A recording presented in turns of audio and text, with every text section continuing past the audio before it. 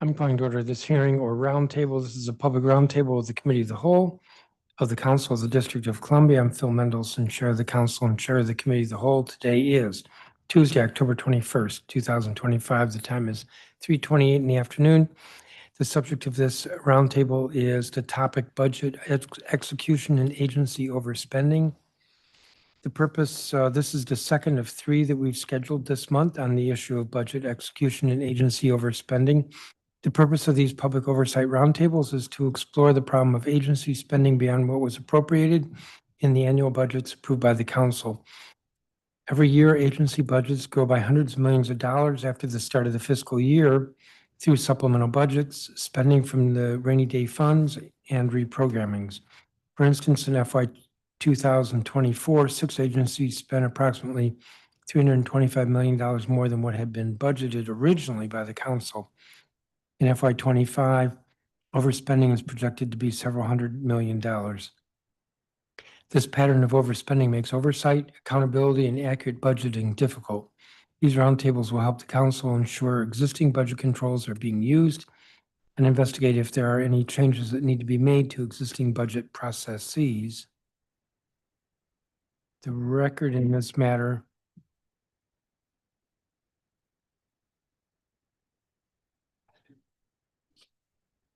for these hearings will close at 5:30 p.m. on Wednesday, November 12th, 2025, which I think is 2 weeks after the third of these hearings. These roundtables are limited to invited witnesses and agency representatives. However, anyone may submit written testimony, so they have until 5:30 on Wednesday, November 12th. Last week, Friday, October 17th, we heard from the Inspector General and the DC Auditor. Today, we're hearing from the City Administrator and the Director of the Mayor's Office of Budget and Performance Management. And next Wednesday, we will hear from the Chief Financial Officer.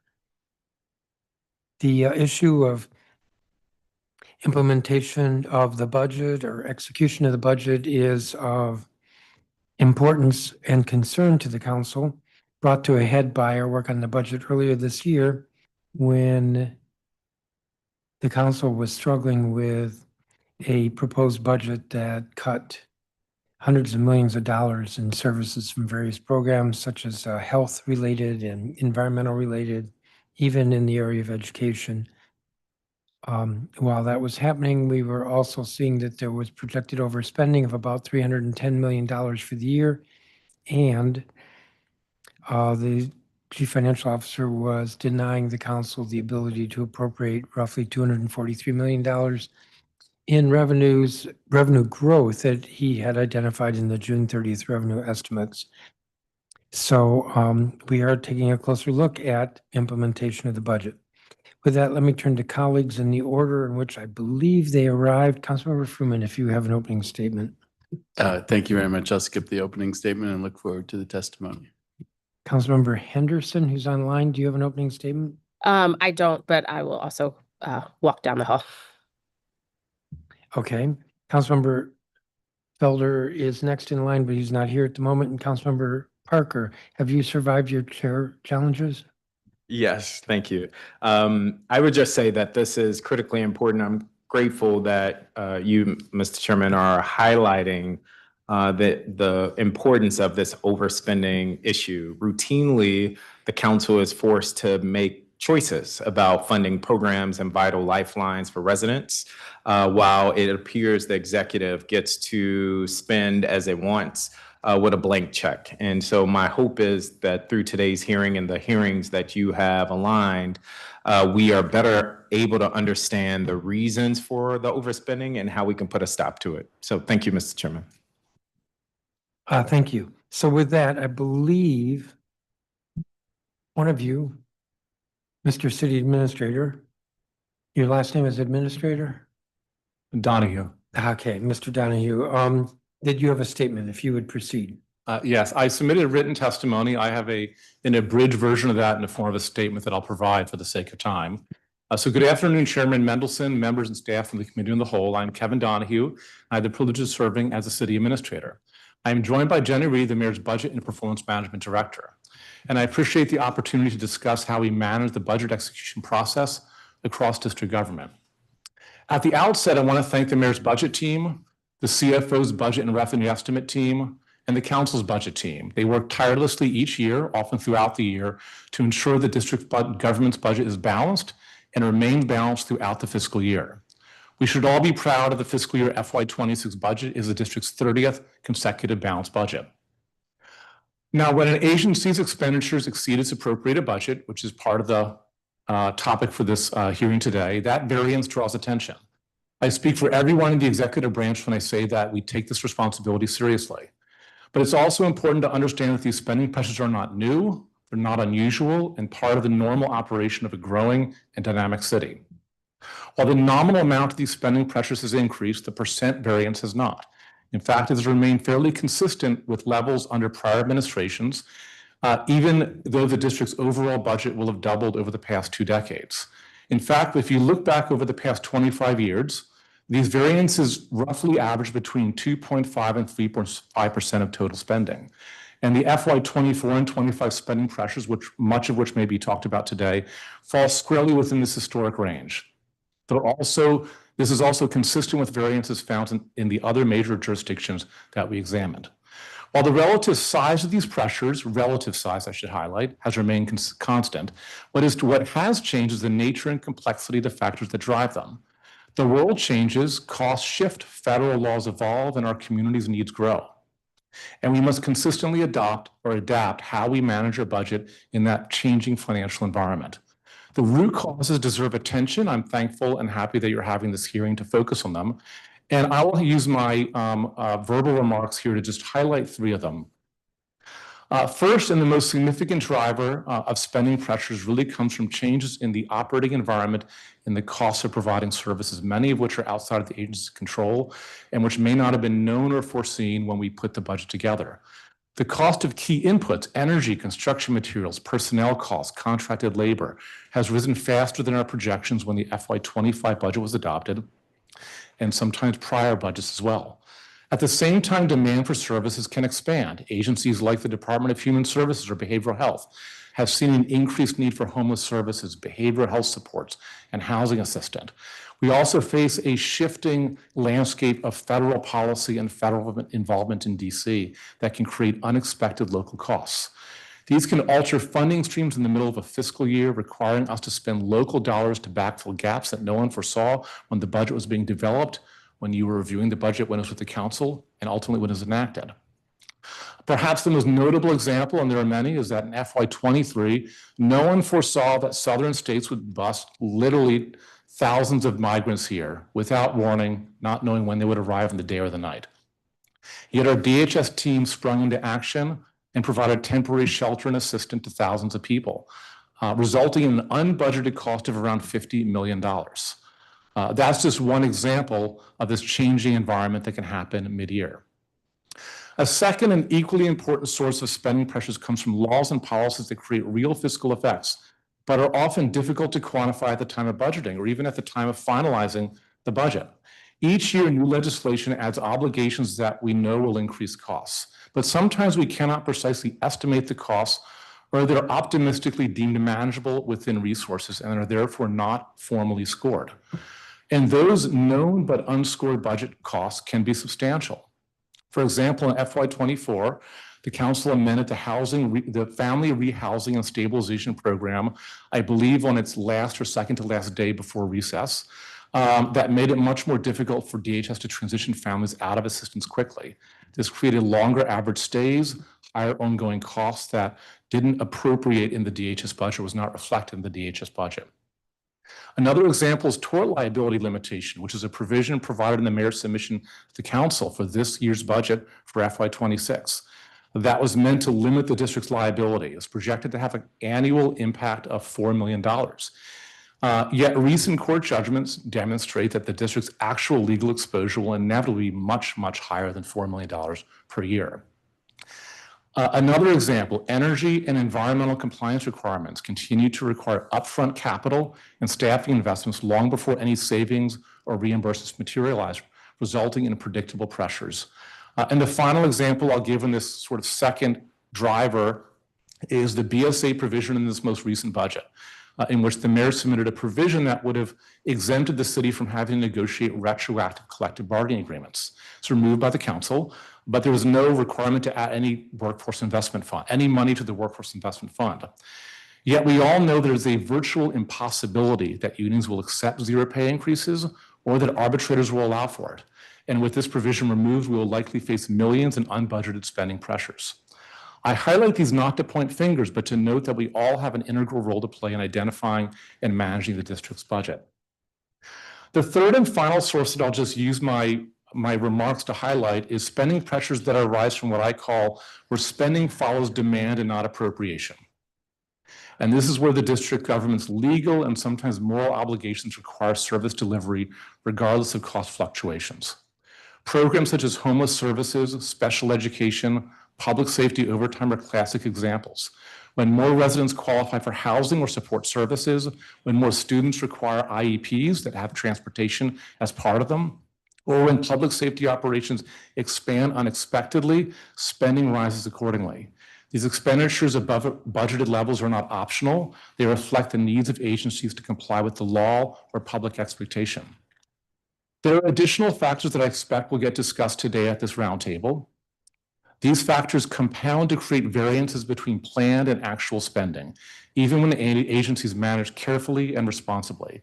They represent the operational budget realities of running a city that is both dynamic and legally bound to meet the residents' needs. Mr. Chairman, the district continues to maintain one of the best fiscal records in the nation. 3 decades of balanced budgets, strong reserves, and a very strong bond rating. This is a testament to shared responsibility, shared discipline, partnership, and professionalism across all parts of government. Our commitment is to manage resources transparently and responsibly, keeping the district finances stable, its services strong, and its residents at the center of our decisions. I respect and appreciate the council's critical role in that effort. Thank you for the opportunity to testify. Director Reed and I look forward to answering your questions.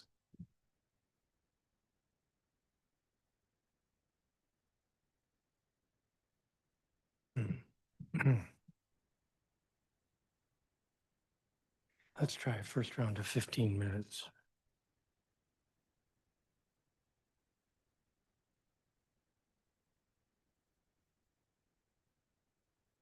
Thank you for your testimony. Thank you, each of you, for being here. We're going to try a first round of 15 minutes. I think where I want to start is asking about the financial review process reports. I note that these FRPs don't seem to come out very quickly. For instance, I'm looking at DDOT FY25. The second quarter report came out 5 weeks after the quarter ended. The third report came out 5 weeks after the quarter ended. That's been true with some others. There was one ASA yesterday I looked at that came out September for the quarter that ended June 30th. These reports are prepared by the director in conjunction with the agency fiscal officer, the agency director. So why is it taking so long to get these reports? I think that's a question that may best be asked at the hearing next week with the CFO. I'll see if Director Reed has anything to add, though, from the executive standpoint. So Chairman, I agree with the city administrator. I think that's a question best asked for the CFO. They're the ones that manage the FRPs and the process. My understanding is that generally they try to make them available 30 days after the quarter closes. But as you note, sometimes they take longer than that. Do you rely on these reports, Ms. Reed? Yes, I do rely on them. And you rely on them because? I rely on them because they provide a way of formalizing if there are spending pressures within agencies. I think as you know, and you'll probably talk more about with the CFO, while they review expenses on a monthly basis, they're really reconciled on a quarterly basis. And that's where you get really a better snapshot of what is going on in the agency. So it's in your interest that these come out timely, right? Yes. So let me ask you about, I have some questions about DDOT's FRPs for FY25. The first quarter FRP indicates that at the time, DDOT was projecting a $5.8 million local funds deficit at the end of the year due to an increase in overtime costs, but it proposed no gap closing plan. Now, why was that okay, that there was no gap closing plan? So I think that's a question that's better for the CFO's office to answer, Why? as they're the ones that prepare the FRP reports. Well, they prepare the report, but the agency director is responsible for spending within the budget. So the FRPs are done in conjunction with the CFO's office. They take the lead in preparing them. They, of course, work with the agency, as they always do. And for that particular report, we would have to go back and ask why there was no gap closing plan provided. My recollection is that the district's Anti-Deficiency Act, which is different than the federal, it's similar, but it's separate, requires that managers, and that would include an agency director, is responsible for identifying gap closing measures. Do you disagree?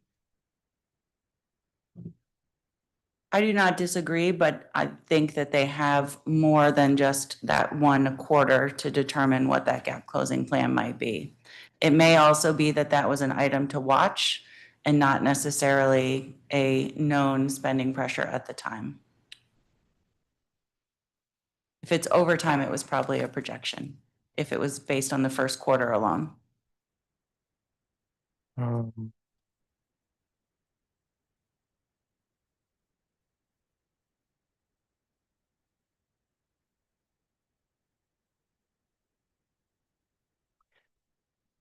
Let me see, I was looking at it and I was trying to see language in here.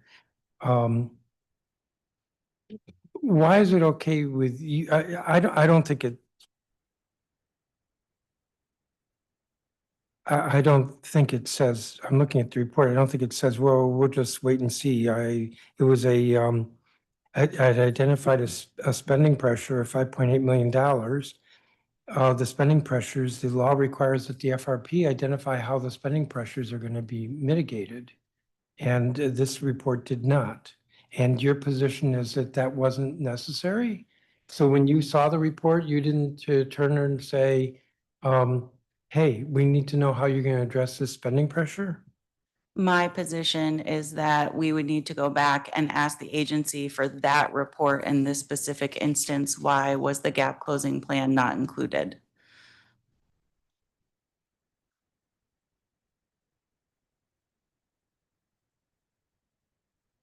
So 3 months later, DDOT's projecting a $16.9 million deficit in local funds.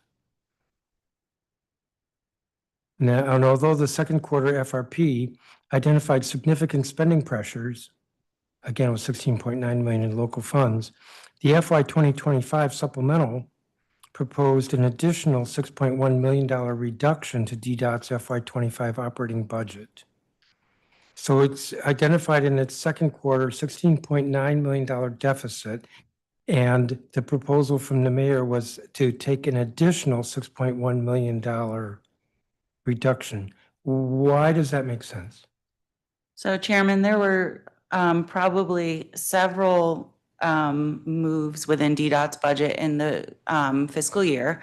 I'm not sure the specific reduction you're referencing. It could have been due to the hiring freeze, but there was also money added to DDOT's budget to address what was becoming a known spending pressure at the time with capital bike share. And that was about $3.9 million. Well, I'm assuming my notes here say 6.1. I'm assuming that was the gross cut reduction. So that would be after whatever was added for capital bike share. So when we submit the budget to council, the CFO requires us, and we work with them, to budget for known spending pressures. So when we submit the budget to the council, it accounts for those known spending pressures. And I believe we added about $162 million to address those at the time. There are pressures that emerge after we submit the budget. There are items called items to watch that aren't confirmed spending pressures by the CFO, but things that we have to keep an eye on. Sometimes those materialize, sometimes they don't. So that the supplemental also reduced the personnel budget for traffic control officers / safety technicians by 1.5 million, reduced it by 1.5 million, which is the same budget line that the year-end reprogramming, which I think is what we had the hearing on last week, is increasing by 13.9 million. So supplemental cut it by 1.5, and now the reprogramming is seeking to add 13.9. What happened in that program that caused such a huge swing in the last 6 months of the year? The reference, Mr. Chairman, to positions at DDOT and likely other agencies relates to cuts that we had to do connected back to the CR. So we had a spending freeze in place that would have materialized in a reduction in personnel spending. All right, well, so that's the reason, but the idea here is to come up with a balanced budget. And it doesn't sound like that's what happened. You cut 1.5 million to balance the budget, and then you're in the red by 13.9 million.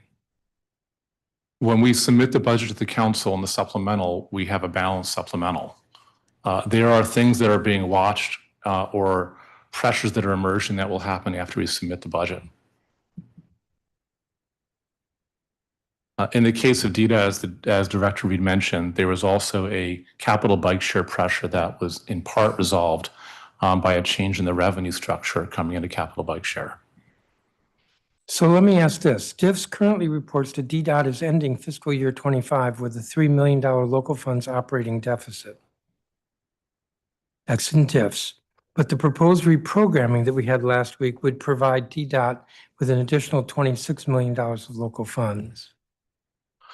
DDOT has two main spending pressures. One relates to capital bike share, which as they expanded capital bike share, the losses increased because of a revenue structure that need to get it updated, which they did towards the end of last fiscal year.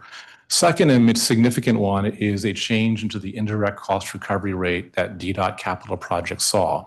So the new administration took basically activities that once were eligible for the indirect recovery rate, made them in which we were applying them to capital projects directly, had to shift to the overhead rate of DDOT that put pressure on DDOT's indirect capital recovery fund. So that's the second area that DDOT has significant spending pressures. That does reflect, going back to my remarks, a change in federal policy that was not foreseen at the time the budget was created. And Mr. Chairman, if I could just add, I'm not sure what report you're pulling from DIFS to show that, but as you know, the close for FY25 is not finished yet. Those numbers are still moving. And so, as I said in the roundtable, yes, last week, DDOT's pressure was estimated at 26 million when we submitted the reprogramming. It has since come down to 17 million. So we do expect there to be some sort of surplus that falls to the bottom line with DDOT, but since things are still moving, I don't know if that $3 million is final. Well, that's what the budget staff tells me is currently in DIFS. But let me shift to DGS. So the third quarter FRP for DGS identifies roughly a $24 million deficit. The July FRP notes 447.9, I'll say $448 million gross budget. That's the July FRP. The January FRP states a $428 million budget. Did I say deficit? I meant budget, gross budget. 428 million in January, 448 million in July. The July FRP states a $24 million deficit. The January FRP states a $15.9 million deficit. The supplemental budget added 20 million. And still there was a $24 million deficit? So the DGS budget for FY25, when we submitted the supplemental, included funding for 3 known pressures at the time, electricity and snow and United Medical Center wind down. Yes, all of those were identified in the January FRP as well.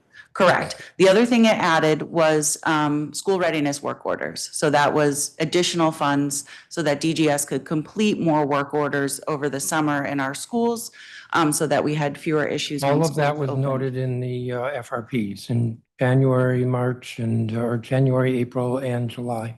Okay, then maybe. Nothing new there. Great. I thought you were asking me to explain what the difference in the pressures was, but So there maybe you was a could restate your $28 question. million budget, and with that, a $16 million deficit. Mm-hmm. Okay, we added $20 million to the $20 million to the supplemental. Let me repeat, $428 million budget and a $16 million deficit.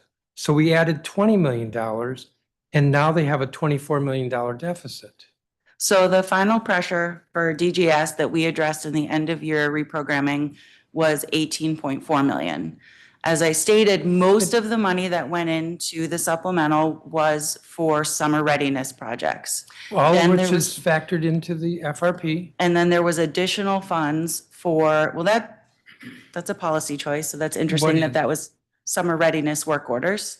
A policy choice by, The executive to add funding for more work orders for summer readiness. That's a policy choice. okay, so then what you're saying is there was a choice made to deficit spend. No, the choice was to add additional funding to be able to complete more work orders in schools over the summer through the supplemental. No, the supplemental. So you're saying that $20 million in the supplemental wasn't even to address the deficit? I am saying that there were 3 known spending pressures at the time we submitted the supplemental for snow, United Medical Center, and electricity costs. When we submitted the end of year reprogramming, that addressed the other pressures that were not known at the time and were not identified. And those we went through at the roundtable last week. The most notable was the $10.8 million for rent.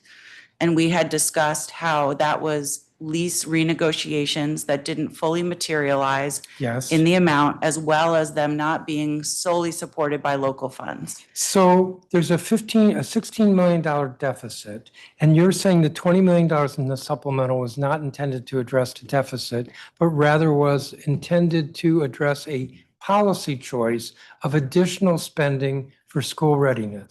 No, I'm saying that 7 million of the 15.5 million was for summer readiness. The remaining amounts were for electricity pressures, snow pressures, All of and which you might were- have said, All of which were in the in the January FRP. yes. Okay, so let's see. The January FRP says a $16 million deficit. And we gave through the supplemental an additional 20 million. So that's a $4 million delta. You're saying there was a policy choice to increase school readiness by 7 million. So then there should be a $3 million deficit. But instead there is I said the $24 million deficit. You said it's now down to, I can't remember, 18 18.4. million. You do get, I'm not getting the math. So But let me ask you this. and know I'm over I my just time. think it's important to point out those FRPs are a snapshot in time. Spending changes more than once a quarter, and particularly towards the end of the fiscal year. As I stated, we budget for all known spending pressures when we submit the supplemental. Any of those that emerge after, we address through the end of year Yeah, but you reprogramming. just said that the supplemental wasn't for the spending pressure. You said it was for school readiness. I know. You said it was for 7 million, but it was 20 million that we added. So no, if it did address the spending pressures, then how did the spending pressures get eliminated and then grew in the last 6 months by $25 million, $24 million? I would have to go back and look at those specific FRPs to give you exactly when that changed. But what I am sharing, again, is that when we submit the supplemental, we budget for known spending pressures. Those do not necessarily correlate exactly to the FRPs. Then when we get to the end of the year, if there are other spending pressure items that have emerged, we budget for those. So let me ask you this. Well, maybe I won't ask you. This will be a rhetorical question. Maybe it's a statement. And that is, I have no confidence here that these FRPs are taken seriously by anybody. So let me just say this. Looking at DGS, the third quarter FRP, overtime. Overtime is heavily impacted by weather patterns in the winter. The early January heavy snowfall caused overtime to increase, as well as HVAC maintenance needs in the hot summer months, as well as work for school reopenings in the late summer and early fall. Sounds reasonable. That's the third quarter FRP that came out, I guess, early August. All right, so let me look at the FRP for December 31st. Overtime is heavily impacted by weather patterns in the winter. The early January heavy snowfall caused overtime to increase, as well as the HVAC maintenance needs in the hot summer months, as well as work for school reopenings in the late summer and early fall. The exact same language.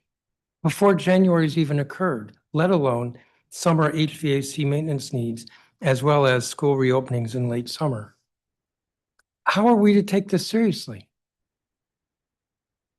I'm reading the FRP. The FRP is from Delano Hunter. Actually, it says acting director. He'd already been confirmed. Not even the right title for him. It's from him as well as the agency fiscal officer.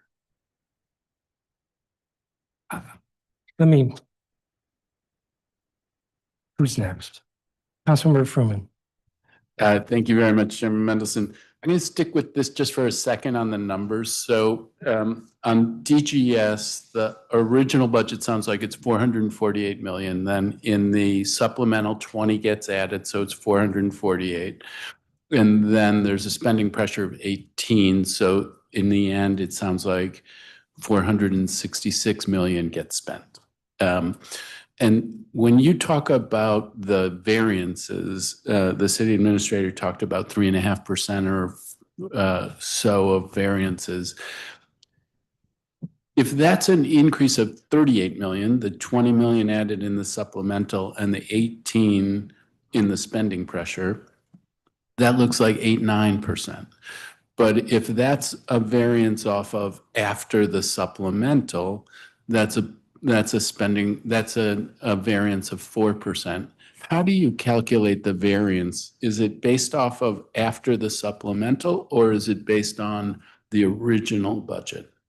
In the standpoint of the remarks I gave, it was based on the total volume of reprogrammings as a percent of the overall approved budget. So obviously, when we have reprogramming to add to one budget, it's coming from a different funding source that is all within district government, allowing for a balanced budget at the end of the year close. Right. I mean, I guess when the approved budget would include the supplemental, or is that the approved budget at the beginning of the year? It's meant to the beginning year approved budget. So the supplemental, and then in addition, any reprogrammings for year-end close will combine to be. Okay. And obviously, there'll be outliers and agencies that have larger pressures than others. That'll be the focus of this hearing. So there will be agencies that will be above the average. Okay, so then under that scenario, DGS would have been 9%. They would be on the high end in terms of variance. So some of this puts me in the mind, I'm a new committee chair and I want to get my arms around how do I track this?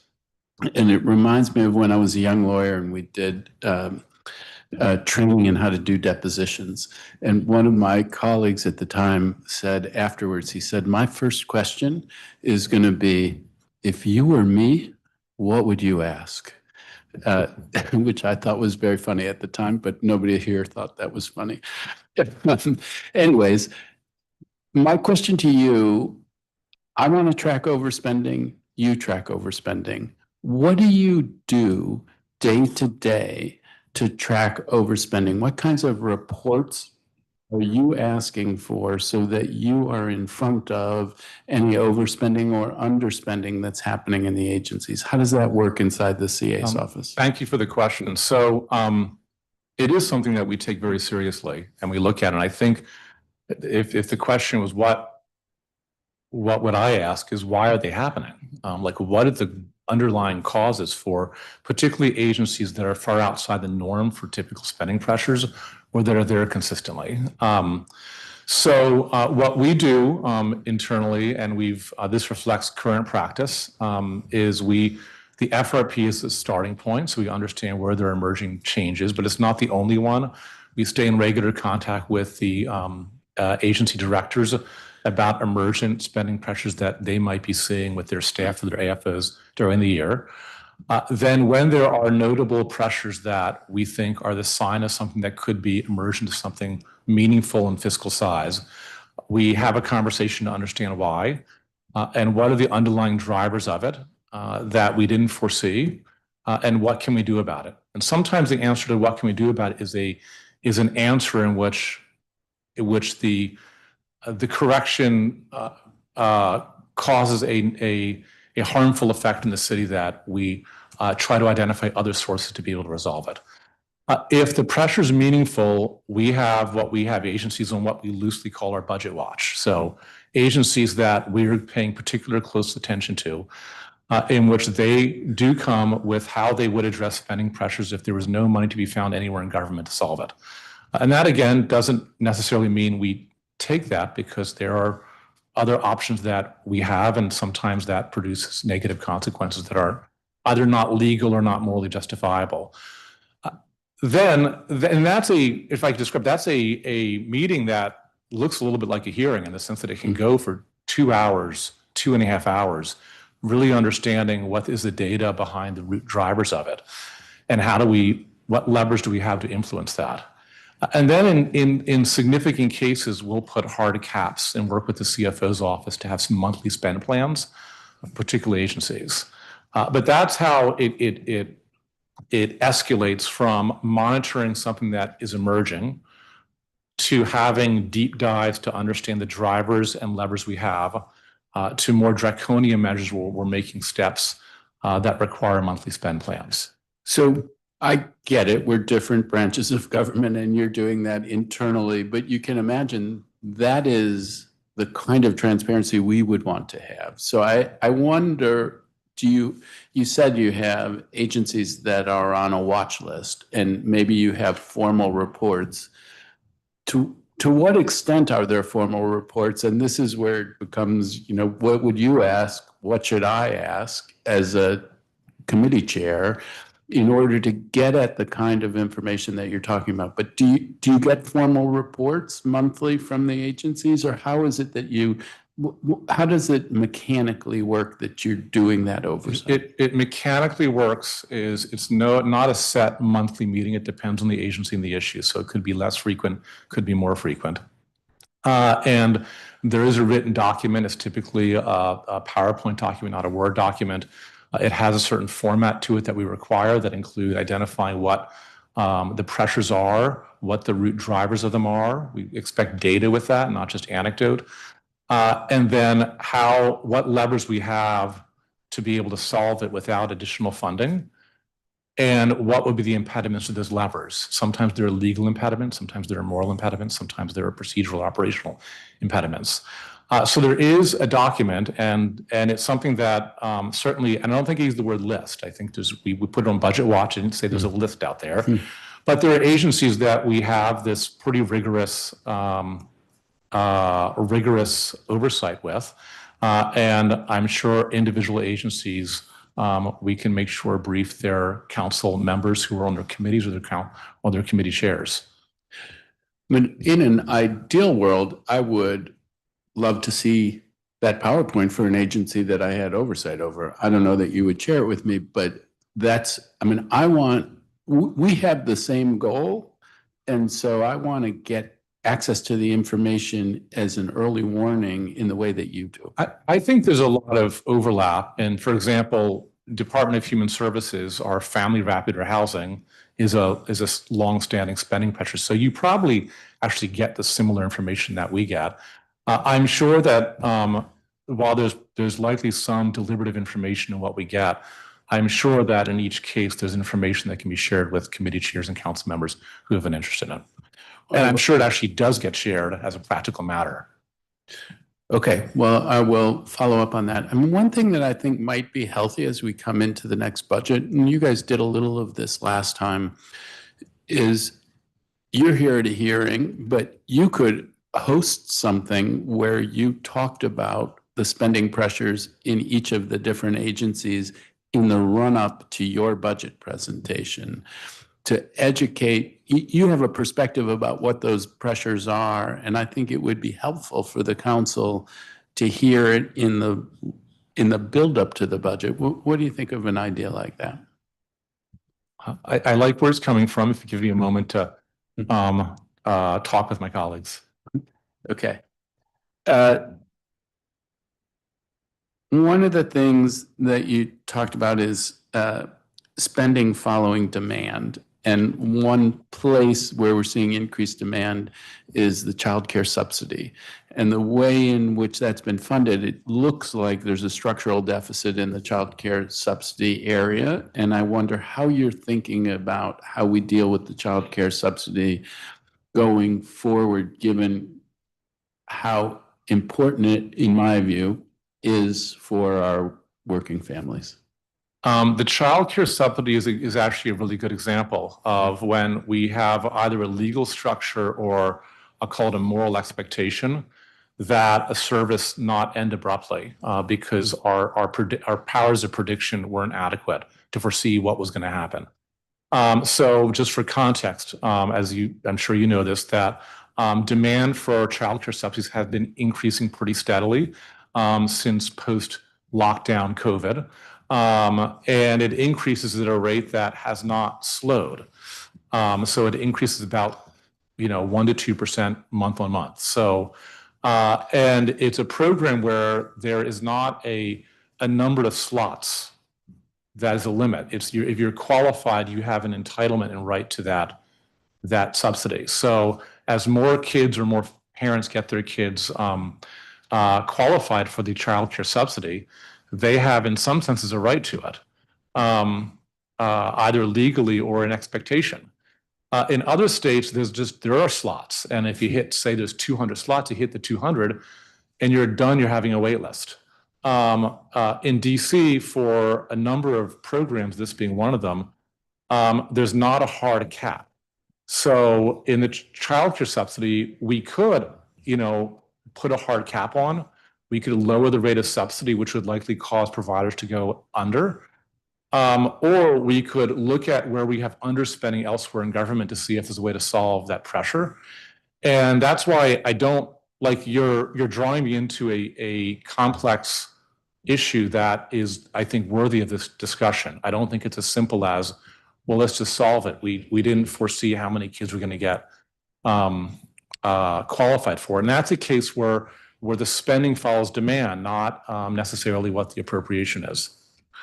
No, I hear you. I mean, the appropriation should be based on our expectation of what the demand is going to be. And I get it that it's not a simple thing, but it's one of those places where we do see a delta between what the appropriation is and what the projected spending will be. And you are right. It invites a policy discussion. But first, you have to identify that the issue is there, and then you have to have the policy discussion. I have a preference among the things that you offered as alternatives, but it is one of those places where there's becoming a predictable spending pressure. And so then what do we do in the face of that predictable spending pressure? And part of it is, and in the case of the subsidy, we had a lot of folks lost their jobs over the course of the past 6 months. That's one of the factors, not the only one, but a factor. So their incomes go down, and you have people who didn't qualify that may qualify now. It's when we are all, and I say all of us, our teams, your teams, making estimates, there's generally a range. In life, there's a range of what could happen. And you have to budget for the bottom of the range. You don't have to budget for the top of the range. So you try to figure out within the range what's responsible. And sometimes you're under, sometimes you're over. And this is a case where when we see a consistent pattern, we probably need to be able to make adjustments to assume it's going to keep ending up on the upper end of that range. No, I hear you on that. And part of it is that we're all operating in a context of turbulence. We're turbulence in terms of lots of people who've lost their jobs. There's another dimension to the turbulence. I just want to raise it because you're here in front of me, and that is the recent news about SNAP and all of the questions around SNAP in this moment, because we face an enormous amount of turbulence from I was going to say unpredictable federal government, but actually maybe they are predictable. And I'm curious how you are thinking currently about how we may address the issues of the possibility of the suspension of SNAP. Thank you. So it's an important issue, not one I'm prepared to make any announcement at this hearing for, but I'll talk about how we're thinking about it, which is each month the city spends between $25 and $30 million on SNAP that benefits families, individuals with their food needs. It is also actually a very important role in our economy as well, because it's a spending that's infused almost immediately into the economy. So we're looking, we know long-term, 25 to 30 million would be a spending pressure that we didn't foresee. Long-term, we can't sustain it. We're looking at what can we do for 1 month. Now in DC, over the first 10 days of the month, people get their SNAP benefits. So people are broken into basically 10 cohorts. You get it the first, roughly equal in size. You get some the first day, then others get the second day. So we're looking at what would it take to be able to solve this with local funding? At that level, we're likely looking at contingency cash that's get repaid later on. Two, because the timing of it gets tricky because it can overlap with perhaps when this shutdown might end. So from an operational standpoint, what is the point at which we need to initiate the process to not have anyone lose benefits?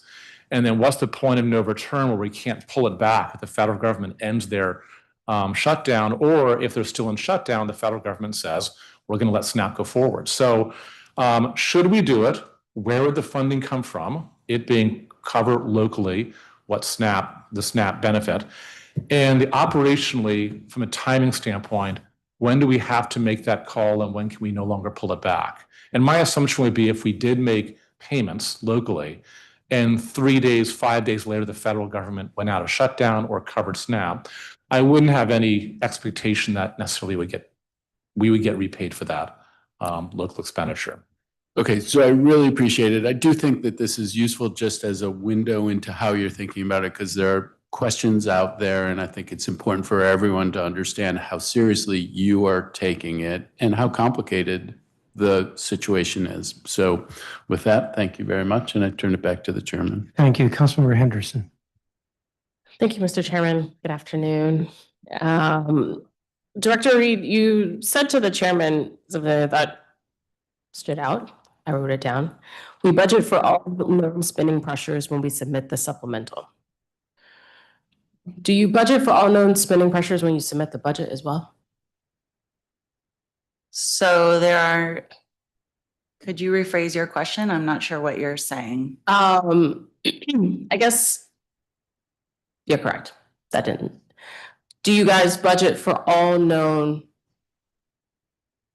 expenditures when you submit the budget? Upcoming expenditures. I would say that we budget for the vast majority. I think the one exception that we haven't fully budgeted for in the past hasn't been required by either of the executive or the council, but that we're taking a look at going forward is overtime. Okay. That is one area I was going to get to, which I feel like, and I think I brought this up with MPD, I brought this up with OUC, and several other agencies that have had high overtime spending. When they submit the budget for overtime, it is usually far less than what they've already spent so far in that existing fiscal year. Mm-hmm. So it's DHS would be one example, because it was like, this is an aspirational budget. You aspirationally hope you're only going to spend $14,000 on overtime spending, even though you've already spent $3 million this year. Let me ask this about Department of Behavioral Health in particular, since everybody's sort of talking about specifically about their agencies and CA. They owe me a report. that they're late on, so we're gonna pick on them a little bit today. DBH started FY25 with a spending pressure of $37.5 million in Q1. How does that happen? Start. DBH has a couple of root causes for their spending pressure. One is overtime at St. Elizabeth's. The other one, and very notably, the second one, I should say, is utilization of services that are far in excess of what was projected in the budget itself, or a late implementation of a management control that we put into the budget formulation that assumes, say, a reduction in telehealth services that may not have been put into place in operational reality until several months into the fiscal year. So getting a handle on why we're seeing sometimes excessive utilization rates of behavioral health that are Medicaid eligible is a fundamental question that frames, I think, much of DBH's spending pressures. Okay, but starting the fiscal year that high, that suggests to me that we knew or not. I mean, the last two budget cycles have been late, right? So it's not as though we're voting on something in March and then all of a sudden in October, we have a brand new realization of an outcome. In the FRP for Q1 that DBH submitted, they said of the total spending pressure, 8.6 million is due to unfunded and mandatory collective bargaining agreements. Those didn't happen after the budget, did they? Those did not. So those funds were in workforce investment. And we do find agencies doing that in the FRPs where they'll note that, you know, they're going to have this much spending pressure because of collective bargaining agreements, but that money is set aside in workforce investment. Once we allocate it from workforce investment, that pressure should no longer be there. Okay, so then let's talk about the process, I guess, for the FRPs in general. Who initiates? The AFO or the agency? The AFO. Okay. Does the AFO in the process, what type of conversations are they having with the agency, or are they just going straight by the numbers?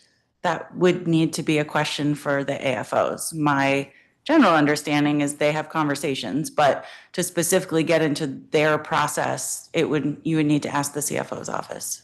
Okay. I mean, I would hope that they would be having conversations with the agencies. I'm sure they are. In theory. I'm sure they are. Probably some AFOs are better than others in terms of that type of back and forth communication with their particular agency. How do your offices utilize the information contained in the FRPs? Has there ever been a case where something in an FRP has been a surprise to you? So I would say that for the most part, no, there's not a surprise. And we use the FRPs as a point of reference. But our dialogue, as the city administrator indicated earlier, is constant and ongoing. So we're not waiting for an FRP to come out to have a dialogue with an agency, nor are they typically waiting for the FRP to come out to have that dialogue with us about a potential pressure. I think what's important is that once we learn about something, then we have to, as the CA mentioned, we have to figure out what is the issue that's driving it, what are the alternatives for solving it, and is it actually going to materialize? Because a lot of items that are identified, particularly early on, don't always materialize as spending pressures when you get to the end of the year. That's why there are things that we watch throughout the year to see if they may hit or not. Now, when we submit the budget to council, if they are known, right, CFO says these are absolutely going to be true, we are required to budget for them. But there are some that they can't say for certain are actually going to hit. Those are items to watch. And those are things that we will look at. And then if they come to fruition, we would address at year end. Do you feel like you have some agencies for whom they have a culture of, we'll figure it out at the end? No, I think that we have typically solved for expenditures, particularly related to overtime. That has been the practice. That has become more challenging as we get tighter and tighter and the overtime expenditures go up. So that is, why at the roundtable that Chairman Mendelson had last week, we spent a good amount of time talking about overtime. And I do think that this is an area where we would all benefit from some closer collaboration. We have done a lot of work on the executive side, digging into what are the root causes for overtime. And while they vary slightly amongst agencies, there's really 4 levers that drive overtime in every agency. And we can work together on potential solutions and what the long-term plan is to get them into the right size, right? Because we're not going to get to the right level of overtime and staffing overnight. It's going to take a couple years, but we could all agree on a plan of how to get there so that we see reduced and less reliance on overtime in agencies like OUC, DGS. There's a couple examples that we have where they've been able to take steps to reduce it, but we need to go further. Could I just, you asked a very interesting question to start off, which is, do we budget sort of going forward, not just the supplemental, do we budget what we think? And I'd say we do. That doesn't mean that, and we do realistically, but it doesn't mean there aren't assumptions, not based on faith, but based on management and operational lines of control. That is how we would bend the cost curve, particular area of, say, historic overspending. Yeah. But the dynamic, and this is why for my opening remarks, I tried to, we get the budget, you get the budget, there are spending pressures that emerge when the council's the budget. And even when the council finishes the budget, I think in good faith, as a body, you believe, we've addressed pressures. It doesn't mean there isn't elements of optimism that you have. I identified a few, for example, BSA provisions that we put in there specifically to control costs that didn't get scored, but if you read the fiscal impact statement, it's clear there's going to be an inflationary impact. They just can't score it because you don't know exactly what it's going to be. I can understand that. I would say as a pushback on including things in the Budget Support Act that are policy changes for the purposes of bending the cost curve. In some ways, that's not fair to your partners on this side when the BSA has 400, 500 pages of bills that could just exist. There's nothing stopping anyone from introducing any of these types of legislation prior to getting to the budget for us to have that conversation. So for instance, on DHS, there were a number of BSA subtitles that were proposed that I know in the conversations with you guys were around how do we get control of some of these costs around TANF and otherwise. Unless I missed it, I still have not seen that standalone piece of legislation introduced in order for us to have that conversation. And so I feel like I'm on a little hamster wheel because come March or April or July, whenever we get the budget next year, we're going to be having that same conversation when right now we could be having these policy conversations so that it's not rushed, nor that it is enveloped into, hey, there's a litany of 25 different things that we've got to talk about. And you just got to pick the top 2 because nobody can focus on 25. So, council member, I think we would welcome dialogue on those conversations around policy levers right now. Everything that we flagged as a policy issue, particularly an out-year pressure in the budget we submitted last year, is still real. Yeah. We are still figuring out how we're going to address those. So I think we would welcome those conversations and to do that now, right? Because when we get into like February, it's very late in our process for us to be able to make, sort of big changes. Yeah. So we would welcome that. And to pull it back to DBH, for instance, sorry, I'm hearing a lot of on this side, but the mental health rehabilitation services, we've been talking about this for a couple of years of some of the challenges there. And I would love for us to be able to have a discrete conversation specifically about that. That's not dumped on providers to say, okay, now we're just going to cap the number of hours again, without a full explanation of, hey, what's the real issue and what are we trying to fully accomplish here? We are happy to draw, where there's interest, particularly in a matter like that's serious and consequential and can be blunt and its effects if we're not careful with how we try to pull spending back. We're happy to engage with that, and that's, there's a few issues that have come up even in this roundtable that I think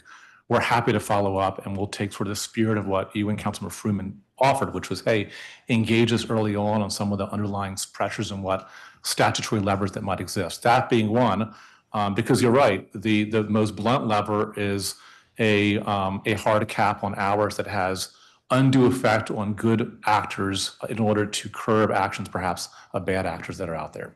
Yeah. Okay. I want to just sort of, it's October 21st. So in some ways I feel like we're already late because you guys are about to start these conversations. And I just don't want us to, or starting. We've been having them ever In since this the budget, but I think that there are real levers, right? Like we've been spending the summer and fall thinking through what are the levers that we can pull. Right now there's a conversation around, right, what is the impact of those different levers? Okay, but on the question in terms of overtime, right? Like one of the levers or issues or challenges, let's take St. Elizabeth's, for instance. There have been a number of cuts that have happened over a number of years. Some of the challenges that they're having in having to rely on overtime or temporary staff is because of overall compensation for some of the positions in that hospital is no longer competitive with the region or even just hospitals in DC in general, which requires compensation, which requires addressing ongoing CBAs, right? Psychologists and otherwise. How does that fit into the conversation? Because yes, it is spending money to open up these CBAs and do these negotiations, but I do feel like in some ways it's cheaper than time and a half. In some cases it is. So not all collective bargain groups, the labor dynamic isn't the same. In other words, there's some in which you mentioned one, in which we're out of line with the competitive environment that people can move to without moving their homes and families. Right. Other ones in which we have a CBA in which we're above the norm or near the top of the scale. So having a CBA having a BSA that allowed for us to not negotiate would not have had a material effect on the ability to fill positions. St. E's, you're right, it is driven by a mixture of hard to fill positions and use of protected leave that exacerbates the issue. And the hard to fill positions for this one is a particular group that probably has to get resolved through a CBA or something done on a one-time basis outside of a CBA. So do you guys have conversations with labor groups around, is it compensation or is it the work environment or management? As we go into each collective unit, bargaining unit, we work with agency directors to understand what is it that we need strategically to be able to pursue the mission better. Okay. And in some cases, it's clear it's compensation. In other cases, it is working conditions. We had just had a very, very large contract settled about a year ago that it was more about working conditions, and that was reflected in what you saw, at least in certainly the first couple of years of the compensation for that contract. Over my time. Thank you. Thank you, Councilmember. Councilmember Parker. Thank you. I would say at the outset that one of the core powers of a legislature is the power of the purse. And while it's the mayor's responsibility to run agencies and execute laws, it's the council's responsibility to appropriate funds. At the beginning of your testimony, City Administrator, you characterize recent overspending as being consistent with historic norms. But there's also another way of looking at this, which is that the executive has persistently breached council authority and responsibility. And so I think it's just important for us to level set, not to point fingers, but I see a lot of this as a means of right sizing and resetting the appropriate channels of how we appropriate funds, fund programs, and run our government. With that, overtime seems to be a particular point of pain when it comes to overspending. What controls, Mr. City Administrator, does your office or the executive office of the mayor place on agency approval of overtime? Sure. Let me start, and I'll see what Director Reed has to add. So with each agency, there is a agency-specific overtime reduction strategy. In some cases, you'll see common threads throughout it, like the use of protected leave. In other cases, it's really unique to that agency and what drives overtime usage there. We expect, and I expect every director to have a handle on what their overtime is, what the drivers are, and be on top of implementing a plan to be able to curb it. Doesn't mean they can't fully curb it, because sometimes we make choices in which we have to keep using overtime, even if it's beyond what is in the budget. We also put in place with the CR, actually just before the CR came in, more formal controls on the use of overtime. So when agencies do have to use overtime, they have to come to my office, particularly Director Reed and her team, to be able to articulate what's their overtime going to be, why is it going to be at. So it gives us some formal lever over overtime usage. And that's something that we'll be having regular, these long, deep dive meetings into overtime throughout this fiscal year. And is that going to be the posture moving forward? That check-in with Director Reed for approval? Sure. Yeah, so a recent city administrator's order was issued that updated the hiring and spending freeze from prior years. And one of the requirements is that there will be no authorized overtime after November 1st unless approved by the CA's office. And they will only be approved up to a month at a time. And very quickly, I will just say, because you'll hear me say this over and over again, there are a lot of things we can do on overtime. I think there's sort of 4 key pillars. There's the management, there's the staffing, right, levels, and that includes recruitment and retention, including pay and hard to fill positions, technologies and efficiencies, and policies around leave. We have to attack all 4 levers if we're able to do it. And I do think that based on the number of conversations we have been having with agencies and pulling together, there are some common things that we can do as an entire government in order to better have a handle on overtime, which then lets us better budget for overtime. Well, count me in as being willing to work with you all on that. Are those agency overtime reduction plans public or otherwise available for review?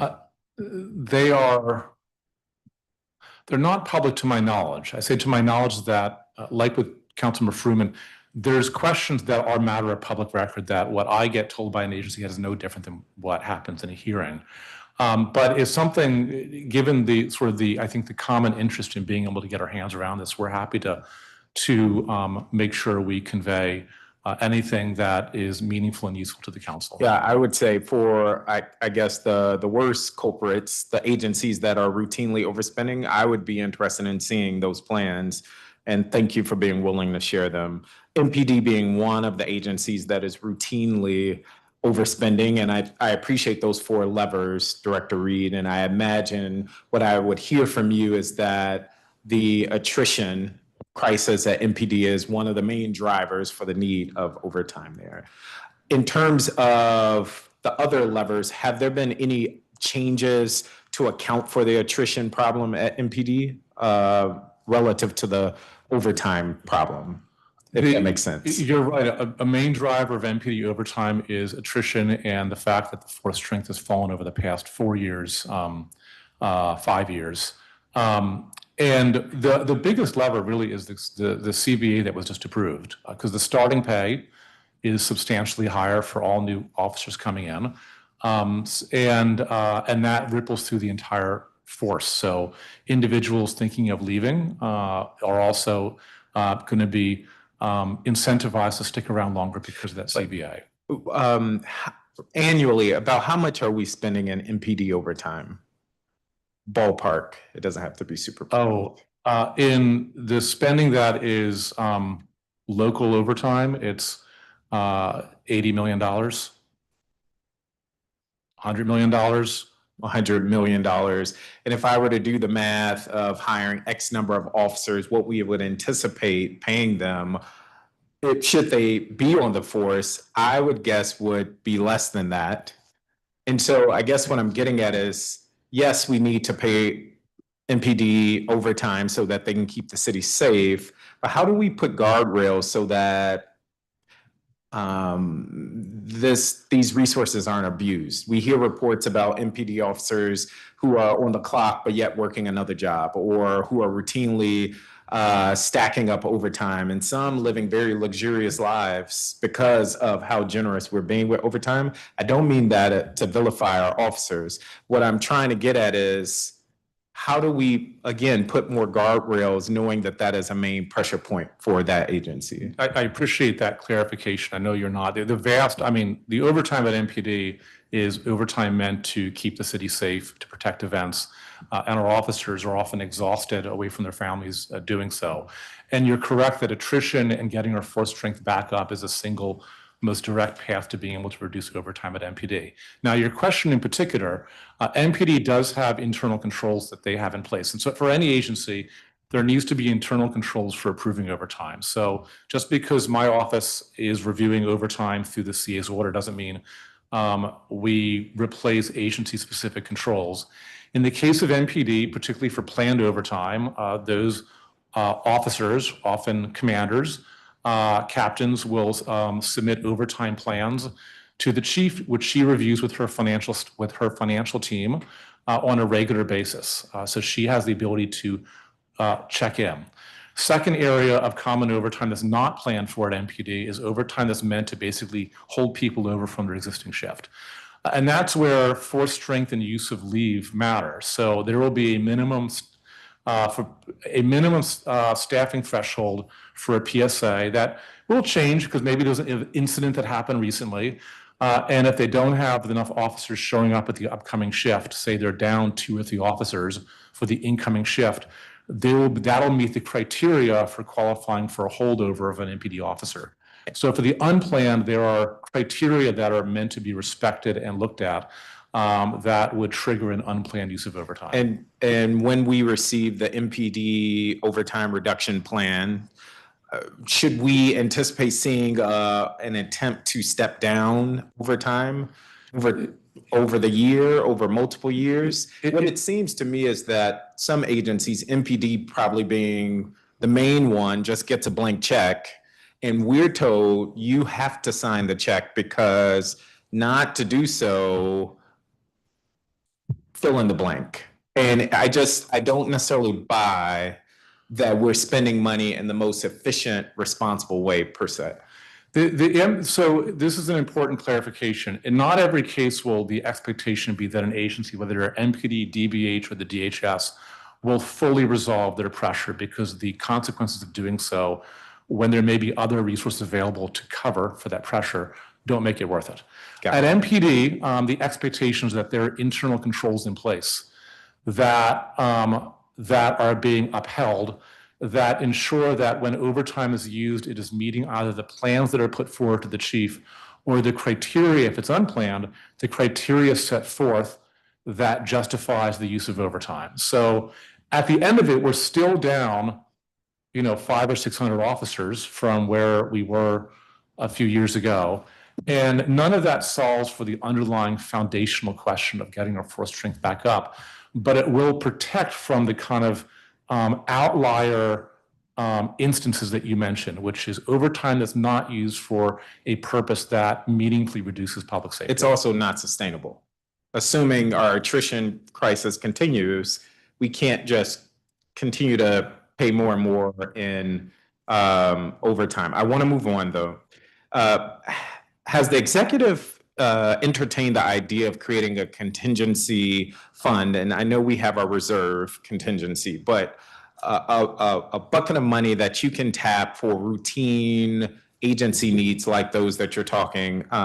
City Administrator, you testified that budget agencies consistently fall between 2.5% to 3.5% of the overall budget. Why wouldn't we just include in our budget, per say, a 3% overspend so that we don't continue to have this problem? I want to answer the question, but for everyone listening to clarify, it doesn't mean as a government we always overspend. There's underspending that happens. There's surpluses that show up at year end that lets us balance the budget at the end of the year. The question of the contingency is one that I did hear and in the auditor's testimony. And it's something I believe that her team in office has a report on reserves generally coming out. And I'm interested in reading about and hearing about what the findings and recommendations are for reserve policy generally. In full candor, the concern I would have, and this is something I'll look forward to more conversation about is that, let's say if we were to have a 2% reserve, that would be a substantial one, that would be for things that aren't emergencies, but more generalized spending pressure. The council would also have to not dip into that when the council is looking at their own markups. So if, let's say that's $200 million and you have the budget for 70 days, so on day 60, it turns out some of those pressures aren't as significant as we would otherwise see. And so maybe the 200 million that we had to put forward really is 100 million that you would have to finalize. And that would be very difficult. That wouldn't be a fair situation for us. Having said that, I am looking forward to reading what the auditor's review of reserve policies are generally. And I think I get the suspicion that that one idea is probably part of a broader array of recommendations that present a full collage, not just one idea. So I think it's a recommendation worth pursuing. And I would say, in effect, when there is a $200+ million surplus and the CFO says you can't spend this in part because of agency overspending, it has the same effect. I know I'm running out of time. While we mentioned the auditor's team recently testified, or the auditor recently testified, that the district has consistently underspent on paying down the city's debt, or the debt service allotment is significantly higher than necessary. Do you agree with the auditor's observation here? I think it's a question best left for the hearing next week with the CFO. Okay. I'm not comfortable weighing into that question. Well, I mean, by the numbers, I would just say it appears the auditor is correct that the debt service allotment that the CFO routinely holds is tens of millions of dollars more than necessary. And again, I just want to zoom out. And the reason for my line of questioning is just today we reduced the pay for early childhood educators. In this year's budget, we had a slashing of the child tax credit, baby bonds, and any number of programs. And while I appreciate genuinely you all's work, and I don't mean this condescendingly, I actually think you all are two of the sharpest members of the mayor's team, I just continue to struggle with why the pain is only felt on one side, seemingly. And I just, welcome the opportunity for us to get this right. I say this comment with seriousness, not with any lightness, which is that if you were to shadow us for the week prior to our pencils down, there's no blank check. It is stressful and difficult to be able to put forward a balanced budget over the course of the financial plan. So even though you don't see it because you see it when we present it, we have, and the team that works for Jenny has incredibly difficult jobs, as difficult as what you have when you ultimately have to balance. I don't doubt that. But the law, in my last 28 seconds, our Anti-Deficiency Act prohibits an agency head, deputy agency head, agency fiscal officer, agency budget director, agency controller, manager, or other employees from making or authorizing an expenditure exceeding an agency appropriation or capital budget. And while I totally appreciate and understand how much work you all are doing, what the subtext to all of this is that agencies have been out of compliance of the law. So with that, I am out of time. Thank you. If I could just add, they're not out of compliance with the law because we have to submit a balanced budget. But the thing and everyone should be mindful of is you have to watch what you ask for, in the sense that there are spending pressures that exist in which the consequences of abruptly changing them, if there's opportunities to ensure we have a balanced budget at the end of the year, by having that resolved by other means, I think there's probably would be consensus between the council and executive that we look for other ways to solve it. So a too punitive mindset for agency heads can have consequences that are probably not what you're thinking are the right things to do. And I think the child care subsidy that Councilmember Fruman brought up at the beginning of this hearing is a great example of that. If it was budgeted at the right amount, it would be an even greater example. Councilmember Bonds. Thank you very much, Chairman, and thank you very much for being here. Jenny and Kevin. My questions are, I'm hearing so much about overtime. I really came to talk a little bit about where one of the agencies in my committee falls as it relates to one of those spending pressures, DOES. But let me just start with this issue of overtime, which continues to bite us on the shoulder, I'll say. Okay. I wanted to know if all agencies submit an overtime plan in their annual budget.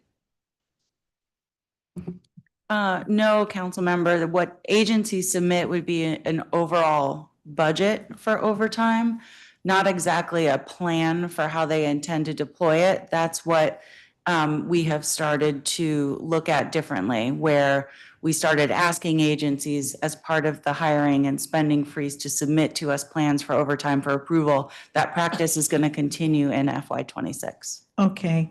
Many of you, those who may be listening, know that I began my journey in this government in 1979, when all of you were babies, I'm sure, if you were even born. Be it as it may, my point is that in those days, and for the continuation of at least 20 years, a couple of decades, I am very much aware that almost, in fact, annually, the Metropolitan Police Department always had overtime. In fact, my old boss was given the opportunity to view some of the those things that people acquire when they have good pay, like boats and what have you. And I remember being reminded of one situation where the officer said, "Come and see my boat, and I want you to know I bought this with my overtime. It only took a couple of years of overtime."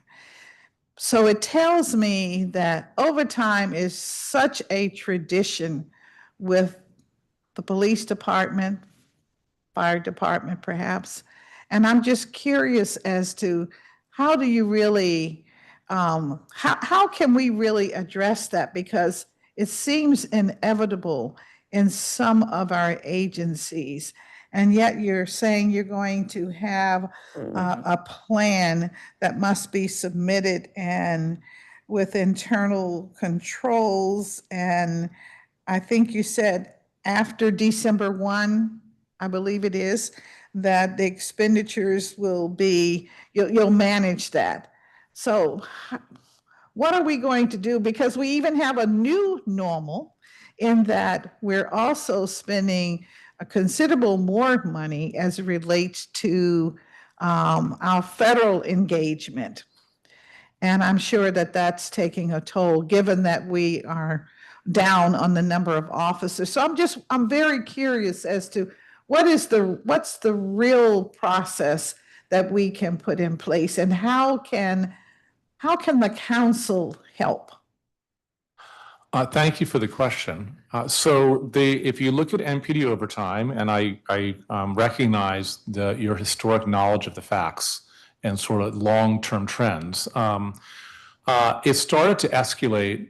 So there's always been overtime at MPD. At least the dates I've looked at going back more than the past 5 years, it was at a pretty steady number of hours. The amount would go up if pay went up with CBA agreements. But when we dip below 3,800 officers, which is really in 2021, 2022, then in 2023, you combine that with a spike in crime that was felt by everybody. We had a necessity of having officers present. So while there's always been with every mandatory staffing agency or every public safety agency some level of overtime, I don't describe it as a culture of overtime because when I look back a mere 3 years before the 2023 spike, or go back 5 years to when we had 3,700 officers, we had a pretty consistent, manageable amount. The only path to really substantially reducing overtime really has to do with our force strength. When we had 4,000 officers, we had much lower overtime, really just planned and federal events for the most part. But we down to 3,200 and change of force strength right now. And we have a reduced crime in the city from 2023 that our residents expect us to keep. And that is a combination of having to hold people over their shifts to be able to maintain a certain level of force strength within the PSAs. So that what council can do in working with the mayor is let's find ways to start to have our net annual increase be at least 100 officers. Net increase. So in factoring in all the attrition, we should be going up at least 100 officers a year. And so, Mr. City Administrator, what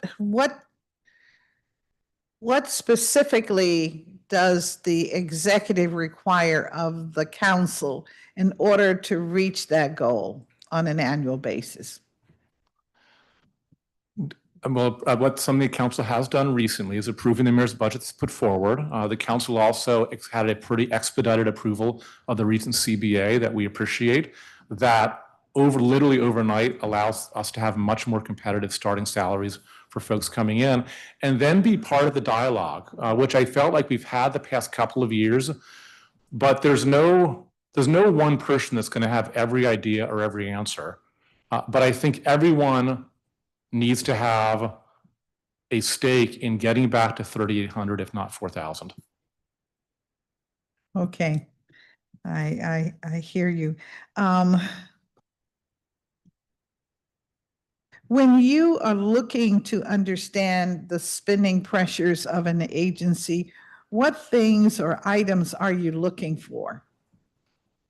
I mean, how do you judge and make a determination that there are spending pressures and that they can be addressed outside of the police? Because we've talked about the police. The three things is not limited to three, but three that we look for is one, our level of certainty and confidence that the pressure is real and that it will continue. Oftentimes we deal, particularly early in the fiscal year, with imperfect information. So level of certainty is one. Two, the size of the gap, how large is it? And three, what are the strategies or actions that would be required to pull it back? Okay, and when you say the certainty of that this will continue, what does that mean?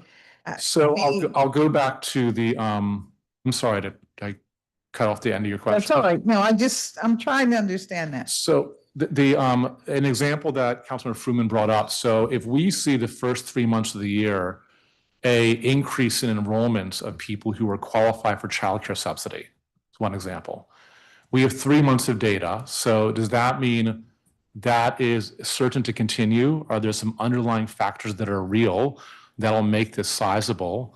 Or is this the natural variation that happens month to month? It goes up sometimes, it goes down sometimes. So, but looking at 3 months of enrollment data for the childcare subsidy is a question where we look at, well, how certain would we be looking at this that we can draw a straight line to a significant pressure at the end of the year?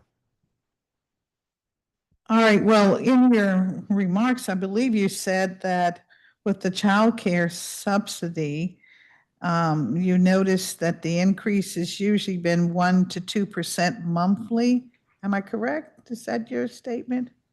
In the Q&A I had with the council member. Yes, that was your answer. Okay. All right, okay. Well, so that would tell you that there was no increase, but we are learning at the council that there's this $9 million gap. So what else would you have considered to reach that $9 million gap?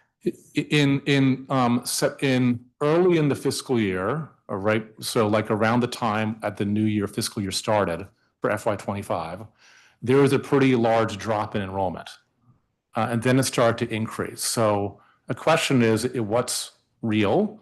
Is it the drop or the multiple months of increase? this pay equity subsidy that I think about 7 or 8 council members signed a letter to us regarding. That dealt with the number of childcare providers who got a higher level of degree, not an associate's, but a bachelor's degree. So if we look at the trends, looking at an uptick in bachelor's degrees over associates has, if it continues, a meaningful financial consequence. But it is an inexact science determining when you see a few months of more people getting a BA versus an AA, that means there's certainly going to be a big pressure. And so which is why that third category is like, what's causing it? What can we do about it? We look at. But it is, I appreciate the questions because I wouldn't want some of the issues to be simplified to the point where there's some intentionality. It is inherently murky. And it is sometimes even murky when the council's finalizing the budget. So then what are the consequences to making agencies like OSSI absorb any spending pressures? Maybe not as it relates to childcare, because I think you pretty much explained it's a condition of the marketplace, I'll say. But you also said the marketplace was showing fewer employees. So my thinking would be perhaps babies would not be in childcare, but maybe they are in childcare even more so, because if I've lost my job, I need someone to look after my children so that I can look for work. I'm just trying to understand. I'm trying to understand what you evaluate, how you evaluate it, because it will give us an understanding at the council of what we need to be looking at, because the dollars are not continuous forever, unless, of course, we want to talk about big money that's coming into the city. The way that we look at it, council member, is we have an expectation that every director will be able to articulate what is happening, why it's happening, and prove why it's happening with data, and have a set of actions that we can take in order to curb the trend they're seeing. And then part of that, I said, is looking at the certainty of whether what's happening is real or is an illusion of limited data. That doesn't mean in every case we'll take the actions to fully negate the spending pressure inside the agencies, because sometimes the consequence of that to the recipients of the benefits is too consequential. And that's where my office is able to look at other funding sources within government that ultimately, if it's before we submit the budget, isn't a reprogramming, but other funding sources that might help us address it. But the baseline expectations that the agency heads, even if they present us with options that we are not going to want to take collectively, their obligations to provide us options to be able to address the problem. All right, rather quickly, I wanted to know what measure is included in the contracts of our union workers that address overtime, or is there anything in their contracts? Oftentimes, the CBAs are structured to, there are vulnerabilities we have in the structure of CBAs to increase overtime. So, and that the negotiation for a new CBA is often the place in which we would have to change something that the employees have a right in their CBA to be able to do. Just one quick example of that is our Department of Public Works has a task system, not uncommon in that industry or field. The task system is baked into the CBA. So any adjustment to it in order to reduce overtime would have to be part of that negotiation. And so is overtime currently, like for FY25, I guess you have some of those numbers, is overtime 1/4 of the budget overspending or more? Councilmember, we need to get back to you, but with the exact figures, but it is the largest single cost driver. When I think about all of the different agencies, overtime is the biggest factor in end of year spending pressures. Okay, well, thank you. I'm out of time. Thank you. So just listening to this, 10 minutes, I have to say I disagree with some of what's been said. So on the early child educator compensation, the pay parity law, OSSI has predicted that this year they spent, I want to say $79 million. I'm probably off a little bit. It's 9 million more than what we have budgeted. I have no reason to question their forecast or estimates. So what I heard was, well, early in the year, you don't know if in fact the projected overspending is going to be real, so let's wait. Well, but a lot of these agencies, in fact, if the FRP has any integrity to it, then you have more certainty than I'm hearing in the answer to the question with regard to the overspending. But putting that aside, what's wrong with this strategy?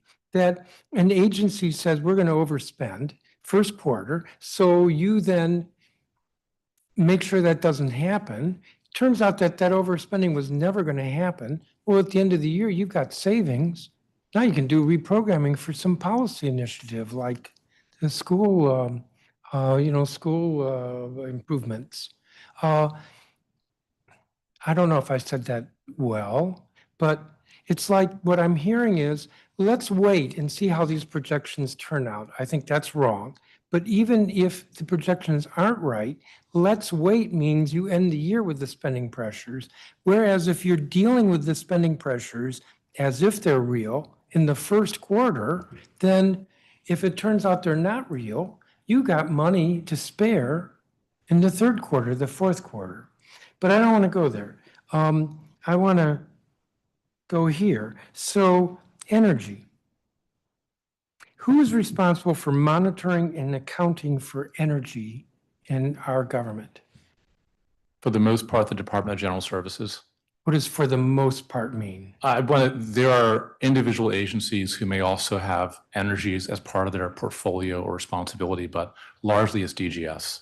So like DCPS, their energy, DGS would be the one who's sort of responsible for paying attention to it. Well, this is where individual agency actions, for some agencies, they have control and influence over their energy utilization within agency facilities.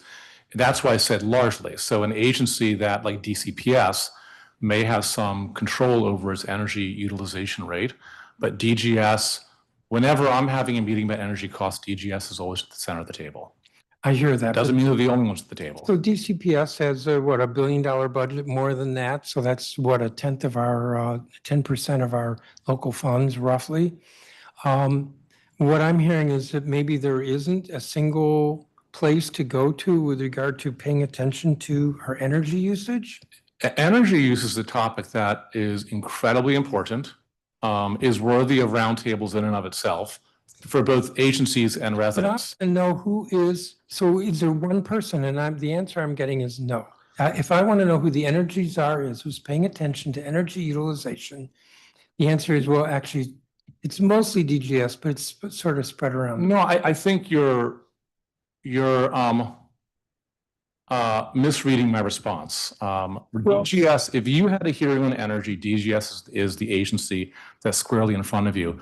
My only point is that it's a world in which multiple agencies can influence the ultimate spending.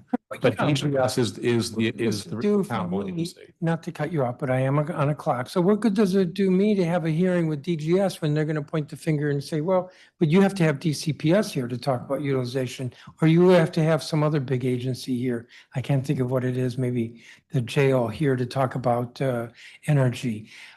My takeaway here is that energy is a cost driver with overspending. Energy is a significant item in the budget. I think it's somewhere around $90 million for FY26. And that if I want to know how we are reducing energy consumption, I don't have one place to go. If that's what you heard is not what I said, but I know you're on a clock. So, energy at DGS has been overspent. that is, or under budgeted for 6 of the last 7 years. And I know looking at these FRPs that there was quite a bit of discussion in the last one, and I think this was in our hearing last week on the reprogramming, that DGS spends in their FRP some time talking about electricity and natural gas, and steam and water. And as I recall, one of my takeaways is it's really hard to figure out those costs because energy prices are volatile.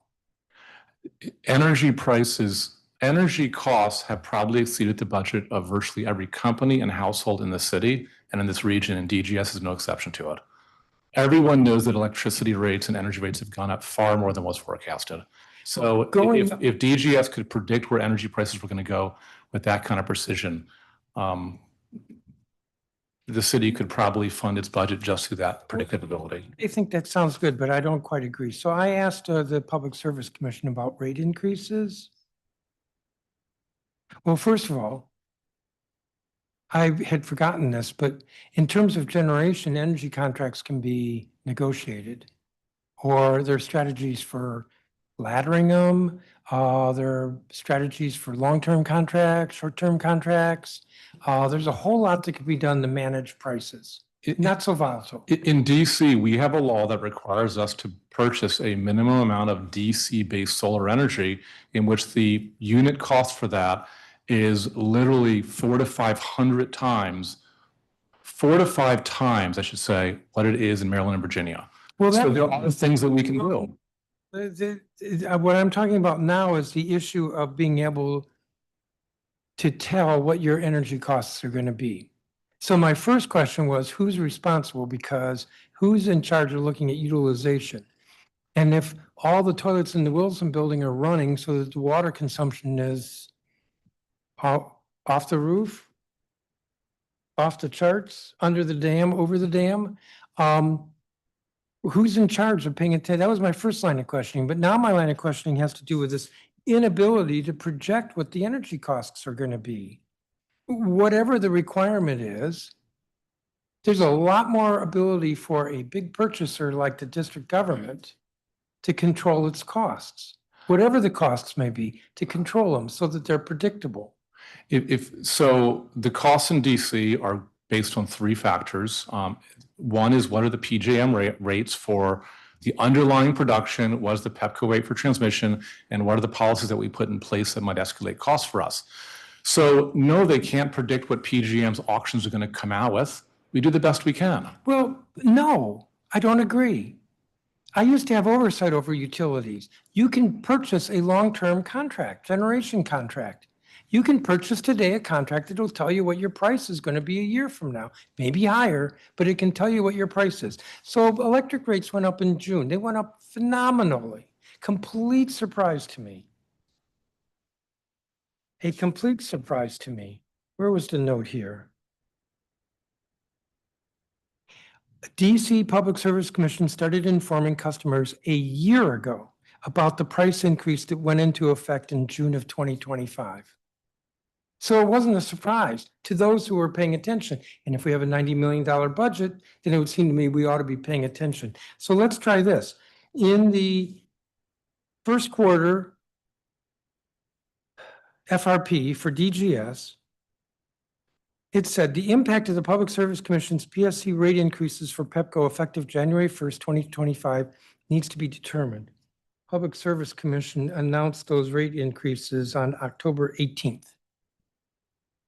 We will have a much clearer picture of the electricity budget pressure in February after DGS and its energy consultants have completed their reforecast. So let's see, October to November to December to January to February. Why does it take 4 months to project what your energy costs are going to be for the rate increase on January 1st? And so I want to just clarify something. DGS does, in fact, engage in some manner of long-term fixed contracts.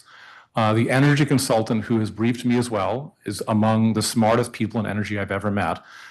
They do pretty sophisticated analysis to be able to optimize the purchase rates that DGS has in electricity.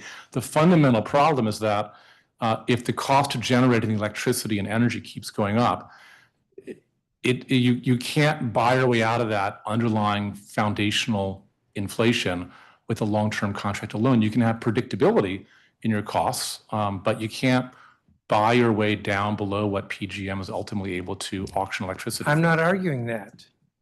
This is a hearing on overspending. And the first line of questioning here was, who's in charge of paying attention to utilization? Not a clear answer for the entire government. My second line of questioning is, why is this so unpredictable when in fact it's not unpredictable? You can buy long-term contracts and know what your rates and your increases are going to be a year from now. When the Public Service Commission announces on October 18th what the January 1st rate increase is going to be, I think I have my dates slightly off, but roughly correct. I don't understand why it takes 4 months for your guy to figure out what the cost is going to be. That's predictability. DGS is the agency that sets temperatures throughout government. If you had a hearing and you only wanted one agency, that would be the agency to come. And I'm sure we can provide details as to what the timeline is, what is behind the timeline for providing that information. So one other question on energy. In fiscal year 25, energy is a spending pressure. We've kind of talked about that a fair amount. So why is it that the supplemental that the mayor proposed cut energy by $1.4 million?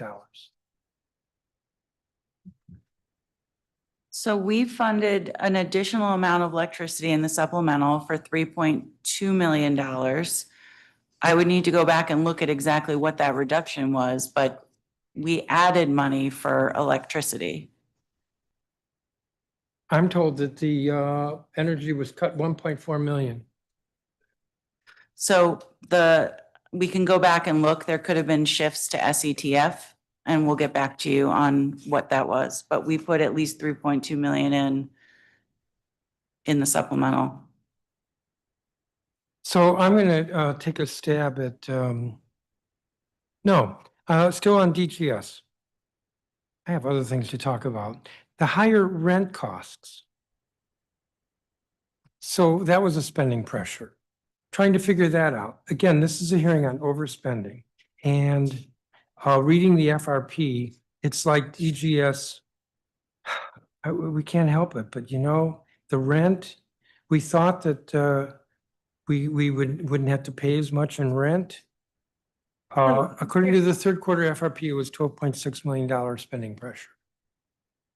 So for rent, the spending pressure was about $10.8 million. As we discussed in the roundtable, it was due to two factors.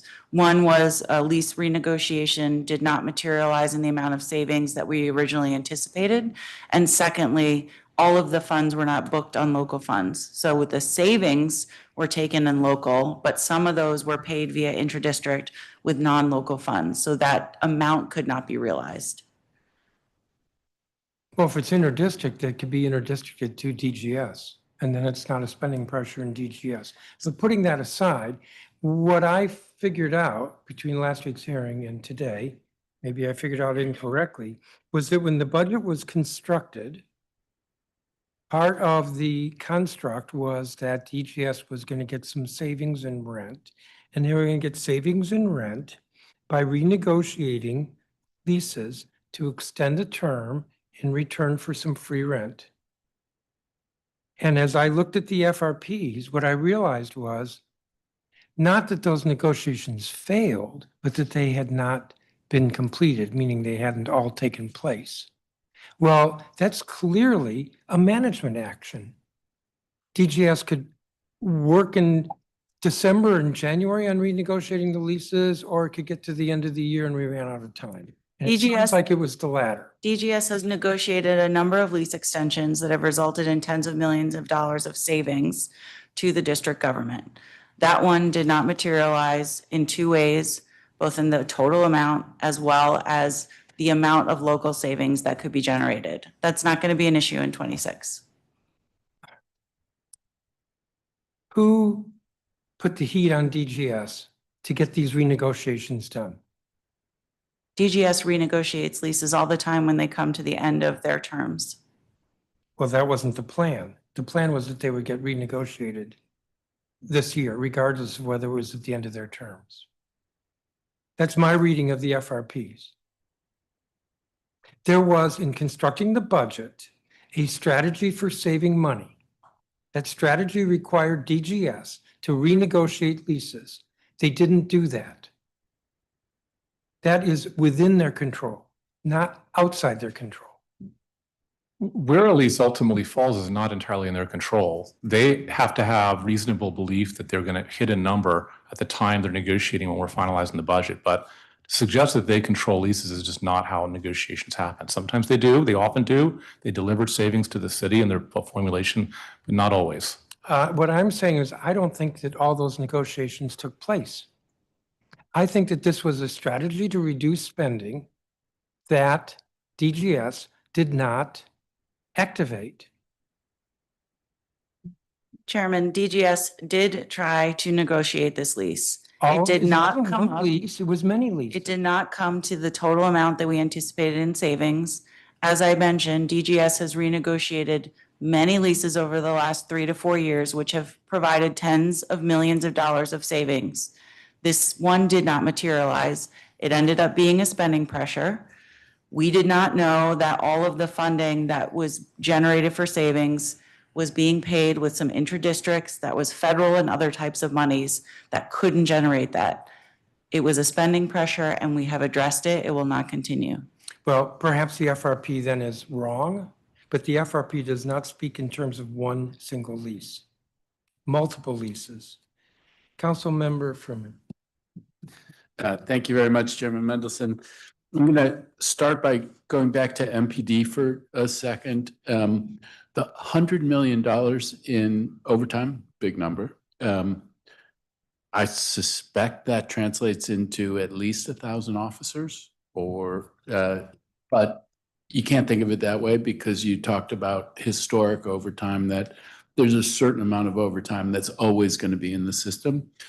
I'm curious from those earlier periods, what the magnitude of that kind of almost anticipated overtime from special events and things like that looked like. And it's a little too much to ask, but I'm curious what it would look like in today's dollars. So what's the magnitude of normal overtime for MPD? Well, the two buckets I'll distinguish. There's the overtime that is a result of special events, often federal, but not always federal. And that has increased in terms of the policy was adjusted about 6 years ago as a result of some terrorist attacks in other cities involving ramming of vehicles into people. So you saw an increase in the typical application of MPD and DPW at events.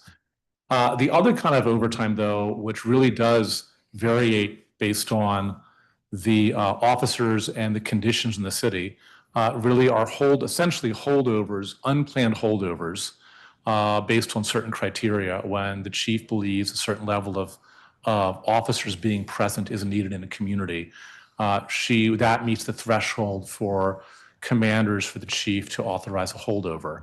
That's what's really increased much more substantially over the past 3 years as force strength has gone down, and in response to the crime spike we had in 2023. Yeah, and I'm just curious about the magnitude of that. Is the idea that at an earlier period that might have been 20 million and now it's 60, 70 million? What does that look like? Sorry, can you repeat the question, council member? What I'm trying to get a sense of is what's the magnitude of that increase? That 6 years ago would be around $20 million in 2025 dollars, and now it's 50, 60, 70 million dollars. What does that look like? Right. So there's sort of two driving factors, and give me a second while I pull something up. But it's both the number of hours of overtime as well as the pay rate, right? So as we keep renegotiating CBAs and pay goes up, that's going to change how much time and a half is worth, right? So each hour of overtime is going to get more expensive. I think what we really saw was the number of hours of overtime really began to grow in 2023 when we began to experience significant increases in crime, right? And that's as a direct result. of that, of needing to have more people out on the streets more often in order to bring down crime. We have also at the same time, unfortunately, while we are putting in tremendous amounts of resources for recruitment and retention of police officers, it's still a very difficult position to fill. And we have not been able to make as much headway in terms of recruiting positions. So if you're looking at magnitudes of how we spent on overtime for MPD last year, it's probably closer to 85 million. And now it's closer to 100. Yeah, I guess, I mean, what I'm trying to get at is if it's 100 million, there's a certain amount that's gonna be because it just has got to be built in. And then there's a certain amount that's necessary because the perception is it's necessary because of the shortage in the force. And I'm trying to do the math in my head of how much more expensive is it for us to do that through overtime than through hiring? So that's a great question. And that is what we are trying to work with agencies to understand. What is the ideal amount of overtime, right? Because there's some amount of overtime that certain agencies will always have. And then there's the amount of overtime that you're doing because you don't have enough filled positions. And so what we're working with agencies is to understand what's the ideal breakout, right, between overtime and staffing. And then how do we get there and what's a realistic timeline to get there? Because we're going to have to, in the case of MPD, it's not going to happen overnight. It's going to take several years where we're going to have to continue to budget for overtime while at the same time recruiting for positions. Okay, so I hear you, and we're interested in the same math problem, but we probably can't answer it right now. Related to this, I mean, we have the surge of federal officers on the streets in the district, and what impact is that having on overtime demands? You would think that it should have a dampening effect on the need for overtime because there's a lot of folks on the street.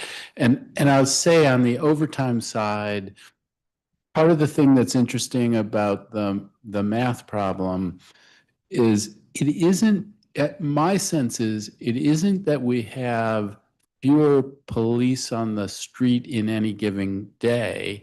It's that those police officers are on the street for longer and they're overworked. And so it's not lack of police presence, it's the impact on their work. But now with all of these federal officers in the mix, what's the impact? I don't have that information on hand right now, although it's possible, and I would say likely, that the intent of the federal surge was and is to supplement, not supplant, MPD's presence. So I don't know if it's had a dampening effect on overtime, but we can get back to you. The area it has had an effect on overtime spending is our DC jail population has gone up by about 200 to 250 individuals over the course of the past really 5 or 6 months, but escalating over the past 2 months. There is a more direct correlation to unforeseen food costs and unforeseen overtime expenditures from correctional officers. So I hear you on that. I mean, I do think I usually like supplement, not supplant, but I don't think I like it here. I mean, I think when the mayor has talked about this, she has said, we have a shortage of officers. And so if there are federal officers who are in the mix and it relieves pressure on MPD, that's a positive thing. And so I think there should be some element of supplanting. And that's information that does exist in the world, and we can make sure we follow up to this hearing with it. Okay. So, and then when you were talking about how you're trying to figure out the right amount of overtime, one of the things council talks about often is an expenditure commission. And I don't think the executive is enthusiastic about it, but I think the executive is probably doing things that might look like an expenditure commission. To what extent are you looking systematically at ways that we could secure savings going forward in future budgets? On a very regular basis, we are. We have a working group that was set up really at the outset of really the last year's formulation that identifies the different root causes that we have I'm not going to say for spending above budget, just for spending growth that exceeds our revenues. Because really like that, ultimately that's a much bigger challenge, honestly, is when we have spending growth that we have to take away from other programs to be able to keep up with. So that's a pretty formal process. We have a lead that reports to Director Reed and a team of individuals who are outside of having this all fall on just the budget team. So we pull in detail leads from other agencies, and we also have members of the OCA who are part of that systematically look at the underlying areas where we have costs that have consistently grown beyond our revenues, and therefore we need to make adjustments or we'll always be making trade-offs that we would otherwise not want to make. So I think that's a very positive thing again. And I have spoken with some people who are involved in some of these initiatives. I do think drawing the council in early about what it is you're seeing and the kinds of solutions that you're thinking about would be healthy and lead to the maximally successful budget season. The first part of your question was about an expenditure commission, and I think if the council were to look at that and actualize it, just to be really clear about what you'd want to get out of it. So if, in other words, where the commission come back and tell you things you already knew, that the child care subsidy program is exceeding revenues. And so you can create a waiting list, you can reduce the amount that you're giving each one, you can structure that differently. So is it giving you information you don't already know? That would be beneficial. Is it consuming time of directors who you also expect to be managing agencies? Is it providing some flexibility for the council to take an action based on a third party's recommendation? It's sort of like the tax commission. There is some effect of that. So I would just say, be clear about what the value add is. And is it something that you need outsiders to help with, or is it known information between yourself, your staffs, and myself and our staffs? All right, well, and part of it was a setup for working together on the kinds of things that you're already working on. So I have 3 topics in 4.5 minutes. I like that direction. 3 topics in 4 minutes and 20 seconds, and so I'll do it quickly. Energy is a thing that's come up. Energy is a cost driver.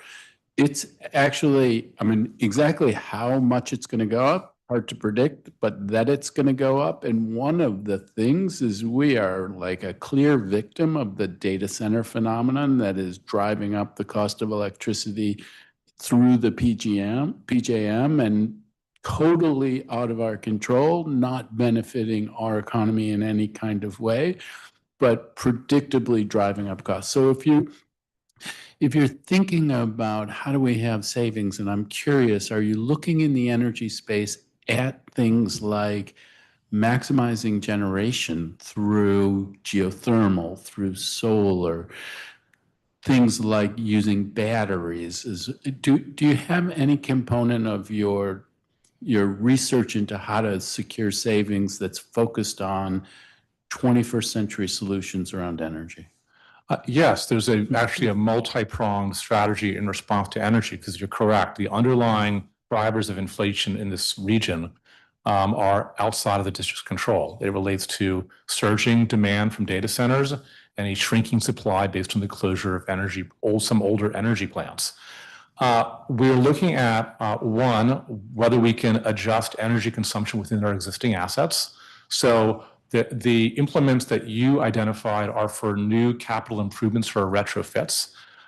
We look at what can we do within the portfolio we have. 2, we're looking at what the costs are for retrofits and whether we can have, for example, an energy savings contract that would offload the capital investments in the areas that you talked about in order for us to more quickly expedite the implementation of retrofits to existing buildings. That would be a capital improvement. And 3, I think we all have to have difficult conversations about some of the policy layers that we have that aren't PJM, they aren't PEPCO's infrastructure costs, that we are doing for often very good, sound policy goals, but to have inflationary consequences. For example, requirements about solar purchases. that as a city we have, what we should do around building energy portfolio standards as it relates to DC buildings. So there's a third part of it that I think is statutory, so the council will be very much involved. But the first areas are changing temperature settings and energy utilization of existing assets, and two, looking at capital investments around retrofits that utilize better 21st century technology. So I'm clearly failed at doing 3 issues in 4 minutes, but there is a philosophical thing, and I don't know if it's a philosophical thing or it's another one of those math problems. Some of the kinds of policies that you're talking about, the upfront expenditure might be higher, but the long-term cost savings from operations can be lower. And so that's a thing I would encourage you all to be thinking about, is our whole attitude towards these renewable energy investments. We can see them in the moment, or we can see them over a 10-year horizon. And I think it's be healthy for us to think about them over a 10-year horizon and the savings that we can accrue. They have to get budgeted for. So there's a cost to making a building net zero that is sometimes not reflected in the capital cost that's put into the budget, and that is approved by everybody. So you're right, it produces savings, but we have to start to make sure we're reflecting the costs, the upfront capital costs in our capital budgets. And to think about those upfront capital costs, Director Reed has been reaching for it, so I want to hear from her, but we should be thinking about those capital costs in the context of the operational savings. Sorry, I was just going to say, council member, in this area, I think it's important too to think about there's savings and there's cost avoidance. And in the energy space, a lot of this is actually cost avoidance, meaning we don't incur future costs that we otherwise would. That's different than savings and being able to book it. Not that that's not important. I just want to make sure we're putting it in the right bucket as we think about it going forward. All right, fair enough. But cost avoidance is the way that we avoid increased costs in the future. So thank you. Thank you, Councilmember. And this is the last round. Councilmember Felder. Thank you, Mr. Chairman. Jenny, Kevin, good to see both of you. Kevin, you can kick us off. Could you walk me through your role as a city administrator? My role as city administrator in the context of this budget is to recommend to the context of this roundtable, I should say, is to recommend to the mayor the resource allocation choices that she wants to make, that reflect her vision, and that monitor the budget execution of agencies, to oversee agencies. Agencies report to deputy mayors who report to me, and I report to the mayor, and to ensure, for the context of cost, that agency directors are fully managing their financial assets and taxpayer dollars as residents expect them to. Could you speak to what do you personally play in reviewing financial reports or red flag patterns, and how early in the fiscal year do you intervene when agencies are trending towards overspending? We will intervene as soon as we believe there's a pressure. So that can include the first month of a fiscal year. Mm-hmm. If we know the end of the year outside of what we had forecasted to a significant effect. And my role with regards to those is I meet with Director Reed on a very regular, multiple times a week basis. When she's alerted to a potential pressure, she'll brief me on it. We'll talk about the factors I mentioned in Councilmember Bonds' questions, which is certainty, the size of it, and what the action steps are. And then we decide whether or not this is a potential pressure that would warrant further involvement of my time. And if it does, I will devote, typically they're at 2-hour meetings, the meetings without really an end, a designated end to do a deep dive into what the agency's plan should be to resolve the pressure. And Director Reed, could you walk me through your role as the budget director? Sure. So I have the pleasure of serving as Mayor Bowser's Director of the Office of Budget and Performance Management. Most folks are pretty familiar with our role in formulating the mayor's budget every year, as well as the execution and working on the closeout of the budgets each year. In addition, my office also has sort of three other branches, performance management, where we're using data and strategic planning to drive improvements. We have our Lab at DC team, which is bringing the practices of academia into how we make policy.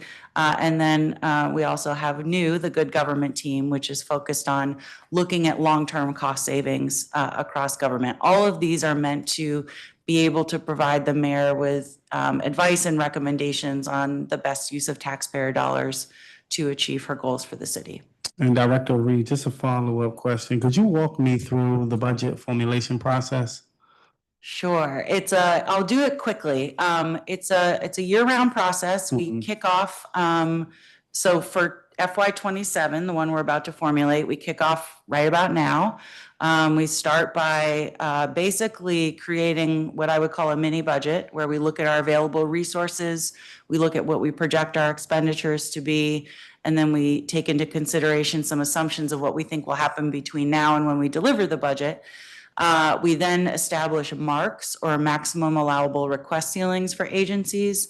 We send those out to agencies. They transmit a budget submission back to us that adheres to that mark by making different choices. We then go through meeting with the agencies, the city administrator, the mayor to discuss those trade-offs. All of while that's happening, we're getting more information, right? So we have 2 more revenue forecasts that come. We have more detailed, accurate information on both spending and resources. We host our budget engagement forums where we get input from the public. We receive letters from council members, from community members. We take all of that information and then we put it into a budget that the mayor delivers to the council.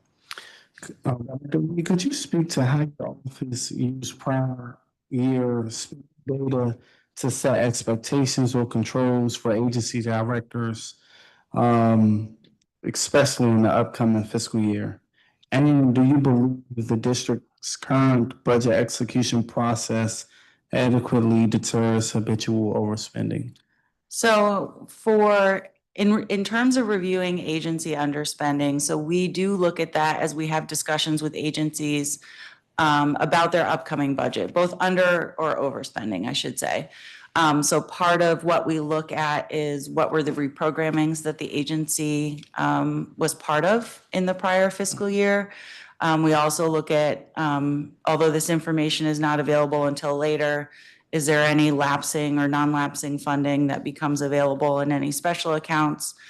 We have discussions around where we're currently seeing spending trend in the current fiscal year. We have discussions with them about what we think will happen for the next fiscal year. Excuse me. And for this fiscal year, the city administrator and I have started meetings with agencies, just really following up specifically on the pressures that they experienced in '25 to understand the root causes. Will they continue for '26? And if so, what are the things that we could do to minimize them? So say if I'm an agency head and the mayor approves the budget or her proposed budget, give it to the council, we approve that budget. In the event that an agency needs additional resources, can they just spend, or how are additional funds approved to their disposal? Could you walk me through that process? So I'll walk you through the process from our end. I think that's an important question for the CFO's office as well, right? As they're sitting in the agencies. And so, agencies, they have a budget, they have a spend plan for that year. And they start out by executing that spend plan. If there's a period where they believe that they're going to incur costs that exceed that spend plan, that's when we start to have conversations about, what is happening? Why is it happening? Is this an issue that we think we should identify underspending in other areas because it's going to have a very critical impact on people's lives? Or is this an area where we say to the agency, actually don't take that direction, don't incur that pressure, don't make that choice. That's not something that we can spend on. Mr. City Administrator, could you speak to how you are holding agency directors accountable when overspending does happen? And could you speak to any consequences when repeated fiscal mismanagement is identified? Managing the agency's budget through the levers that they have is an expectation of the job. The consequences that they have if they are not able to do that, first of all, is they come into some pretty long, painful meetings with Director Reed and I to make sure they have a handle on what the root causes are, what's driving it, and what they can do about it. Sometimes that involves policy choices that may elevate up to myself, maybe elevates up to the mayor. But the expectations that they are responsible, even though in DC we have a unique split structure where their financial team is reporting to the CFO. But my expectation is for them to be able to manage that budget. If they repeatedly aren't able to fulfill their end of the bargain, meaning the things they do control, then we'll consider imposing upon them and monthly spend plans with hard caps on what they can spend each month, which is a pretty significant imposition on the decision authority they have as director. Ultimately, it's part of how the mayor evaluates directors, among many factors. You mentioned the city administrator, you mentioned spend plan. Director Reed, you talked about the budget formulation process. Either one of you guys can answer this question, but when the agency appears to be exceeding its budget, what actions can either one of you guys as office take immediately? Like, can you require corrective plans, restrict expenditures, or only alert the CFO office? The CFO will be aware of variances that happen throughout the year. We can and do often require spend plans that adjust it. One of the themes across, I think, almost all of these Q&As is that, and including my testimony to start with, I'll give the example of like 10,000 people getting bused here, migrants, without warning or expectation. You can't adjust your spending out of that problem. You need some help from elsewhere in the budget. Or if there is a change in federal policy that reflects that DDOT used to be able to bill an activity to a project, it can't anymore, can't control that. It's at such a volume that we may not be able to. In the case of childcare subsidies, that we can curb spending in childcare subsidies. If we had to put that up for a vote on how we do it, I'm not sure the council would want us to take the action that would be within the agency. So in those cases where, as a city, we're better off trying to be helpful, we will look for other means to be able to address the spending pressure.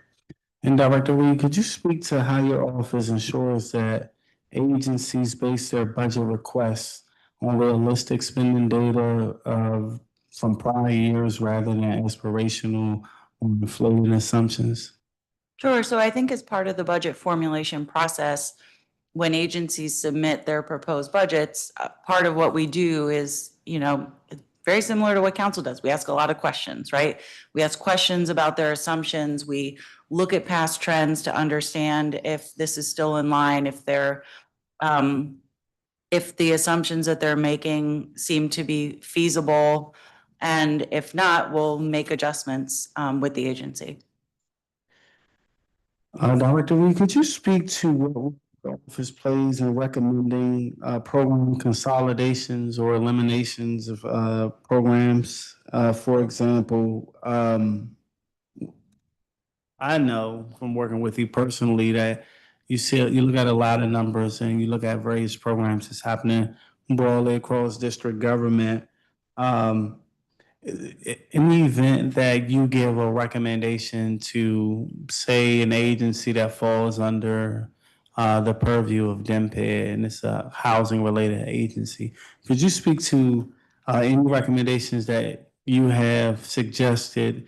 And is it, from your experience, does those agency heads normally adopt those recommendations, especially when it comes to eliminating duplication in programming? So one of the things that we look at every year in the formulation process is, are there areas where there's duplication of effort or programs that aren't performing or achieving outcomes as well as maybe a similar program? And especially in the last few years, council has seen that as we've weighed, significant decisions with constrained resources. Our approach is always to ask agencies for recommendations, particularly where they're the subject matter experts. We will also look at data and pose our own potential options for their feedback. And then ultimately what we do is we take that information, we take that data, and we make those recommendations to the city administrator and the mayor as part of the budget formulation process. So Director Reed, I'm pretty sure you have agencies that you can guarantee they will spend the same thing each year. You have agencies who may be easing outside of their budget authority. Then you have agencies who, for whatever reason, will have to, they will most likely enter into overspending. My question is, could you speak to how your office, or rather if your office conducts any forward-looking trend analysis, for example, predictive modeling to forecast which agencies are at risk of overspending that probably are not on your radar? I think how we think about the risk of overspending in an agency relates back to what the city administrator spoke about in his testimony. So there's demand-driven overspending, some of which we can foresee, right? Some of which we can't, and we have to be able to respond appropriately. There's the overtime spending, which, as we've talked about, is a larger issue that will require a lot of coordinated effort to get under control. There are areas where we believe that there are policies in place that will lead to overspending, but it's very, very difficult to quantify, and so it's something that we have to watch. So we approach it more on an issue-based scenario. And if I could just highlight I've been trying to actually myself avoid the use of the word overspending. There's two kinds of spending that I think overlap, but not the same thing. One is when we spend beyond budget, which we've talked about often here. And you can have an incredibly efficient, impactful program that spends beyond its budget. We still want to address that. You can have an inefficient program that we correctly budgeted for and what's just escalating beyond our revenue growth. So we both want to look at instances where our spending exceeds the budget and how we adjust that. But equally important, your question of duplication, we want to look at where we have waste and where we can reduce budget without impacting services. And that is a significant portion of the efforts we do around good government throughout the year. Final question.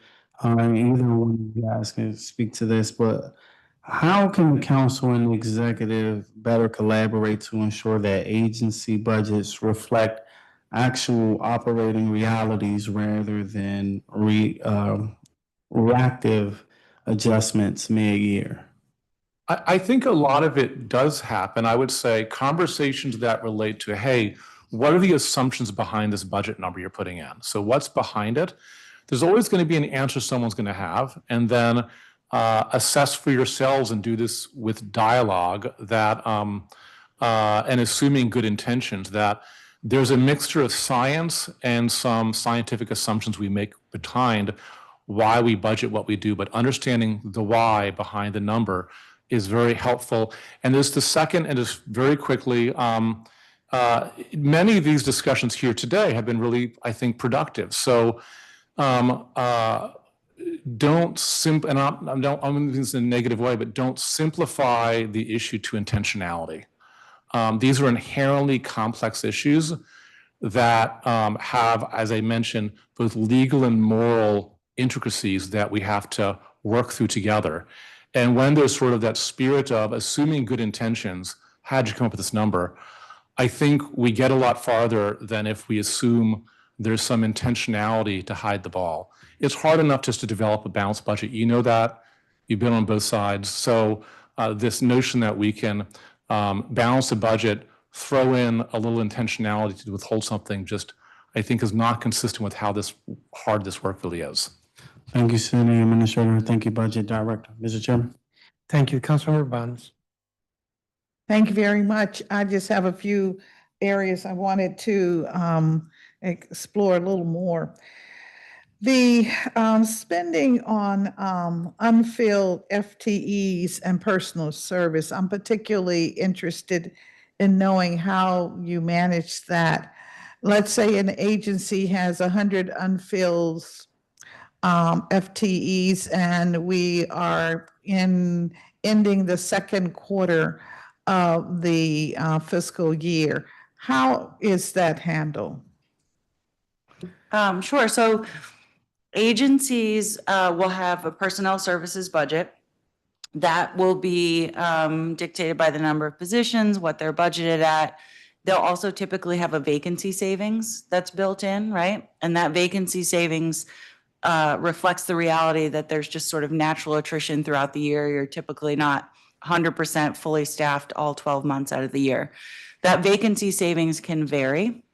There is kind of a minimum CFO sort of guideline depending on the size of your agency for what kind of vacancy savings you should carry, but that can certainly be adjusted up or down depending on the policy direction from the executive or from the council. So as an agency is entering their second quarter, their ability to fill positions will depend on what that vacancy savings rate is, as well as what other sort of pressures might be hitting their PS budget, including overtime. So it may be the case that you have an agency that is starting to see pressures around overtime, so they'll start to have dialogue with their CFO partners and with us about the need to limit hiring in order to try to preserve some dollars for those overtime expenses. So in other words, I understand about the vacancy savings. And if I understand you correctly, it can be dictated by the council through legislation or through the executive. Correct? Right. So when council passes the budget, they may adjust the vacancy savings rate in an agency or simply have more positions being vacant. So we submit a proposal, council can make adjustments to it. All right, and the vacancy savings is there a finite number? Let's say I have 100 FTEs, what would my vacancy rate be? So the CFO has vacancy rates depending on whether you're a small, medium, or large size agency. If you're a large size agency, like DDOT, for example, I think the mandatory vacancy savings rate is around 5%. That's the minimum, but often agencies have vacancy savings rates that are higher than that in order to achieve more savings on the PS side. And do you find that unused FTEs usually indicate unused programming? I think agencies have vacancies for a variety of reasons. I do wish I could wave a magic wand and we could have a hard reset on vacancies and vacancy savings, because I do think in some cases the vacancy savings rate kind of masks what's going on in the agency. So I think that, you know, for the most part, agencies are doing their best to manage within the position budgets that they have available.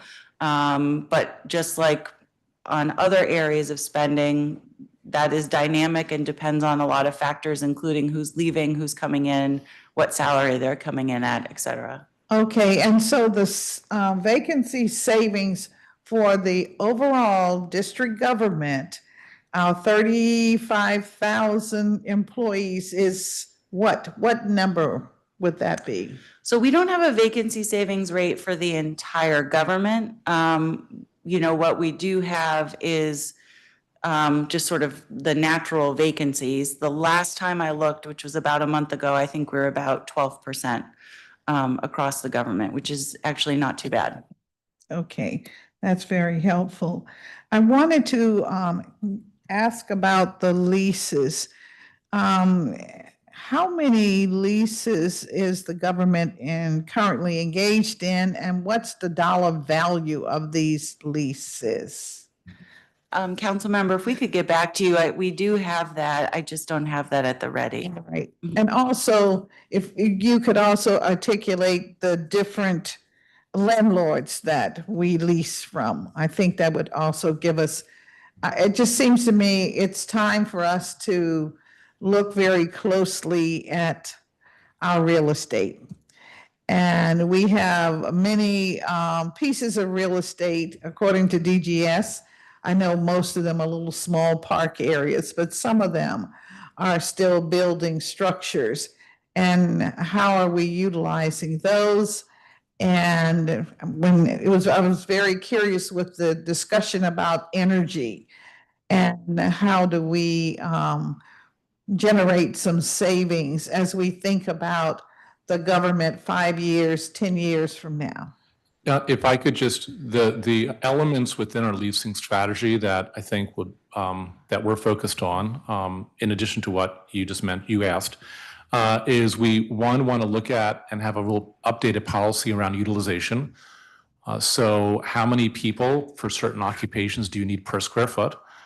Second, we want to look at our tenant improvement budget. So within your lease cost, it is often a mixture of the cost of staying there and some allocation to be able to keep the asset up.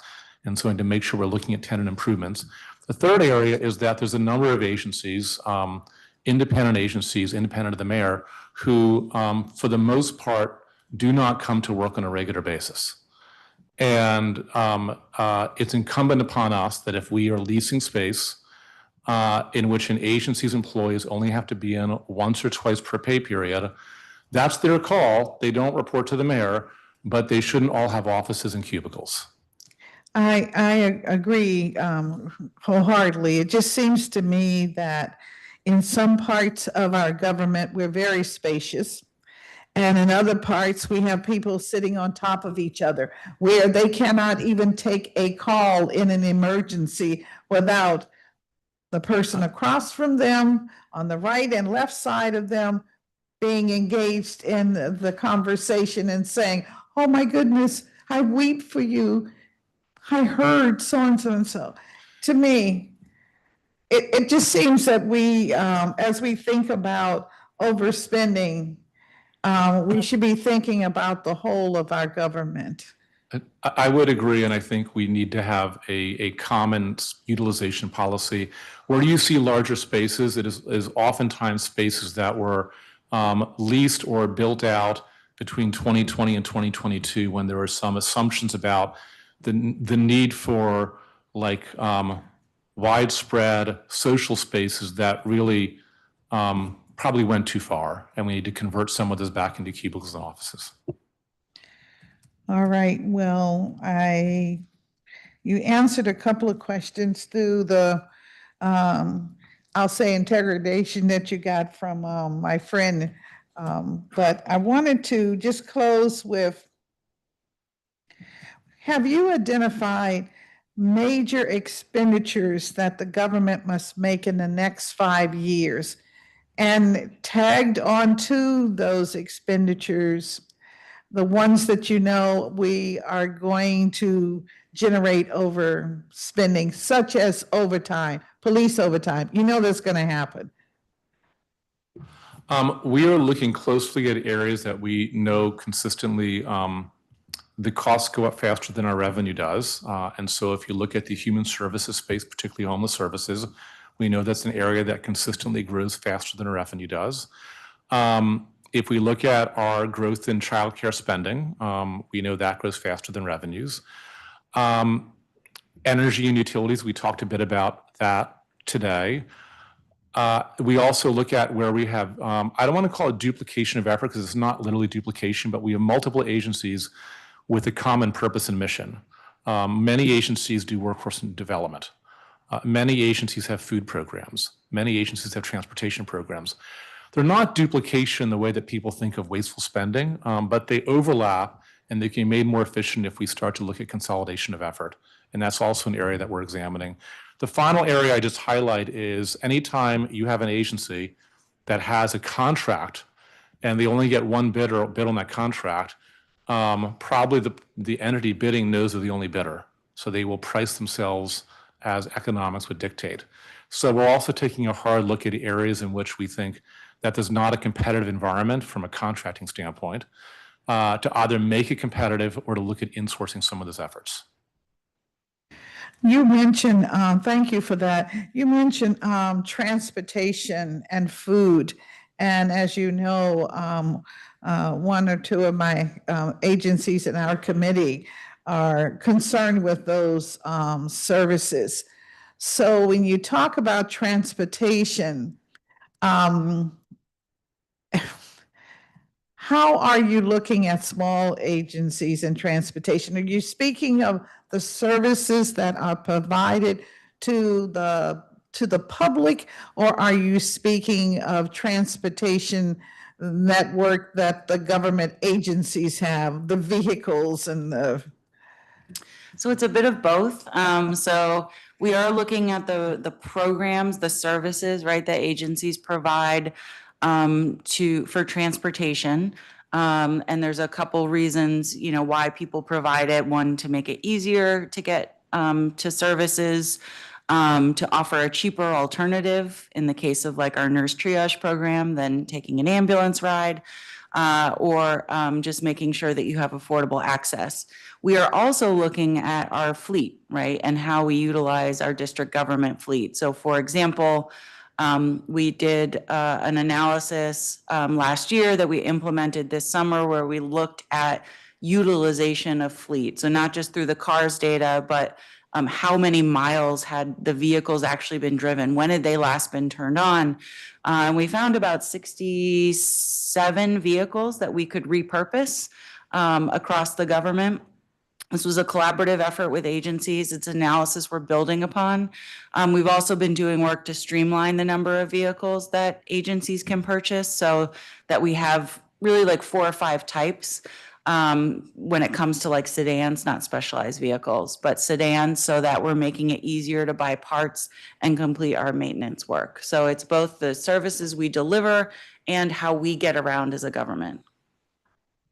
I really appreciate that. I would like to have some time to talk with you during this budget preparation season about transportation needs of our senior citizens in particular, as we'd like to keep them out and about. And so that means moving them around, and we need those vehicles that can really do that or accommodate them. So I really would like to do that. Likewise, I want to talk about the food as it relates to our seniors again, giving them the opportunity for variety, because there is a tremendous need to break through this isolation and feeling loneliness, as I've heard. And so we want to try to get them into our restaurants, help our restaurants in turn, and maybe there's an opportunity to do that. These are baby amounts of money in comparison to the volumes that you're speaking of. But it just seems to me, as we're storing away money, and that's what we're doing, when we have FTEs that are really not being utilized, and when we may have underspending, and I understand we have good amount of underspending in some parts of our government, maybe there's a way to carve some monies out for this population, which we all will be a part of if we're lucky. Thank you, Councilmember. We'd be happy to work with you on that. Thank you very much. Thank you, Chairman.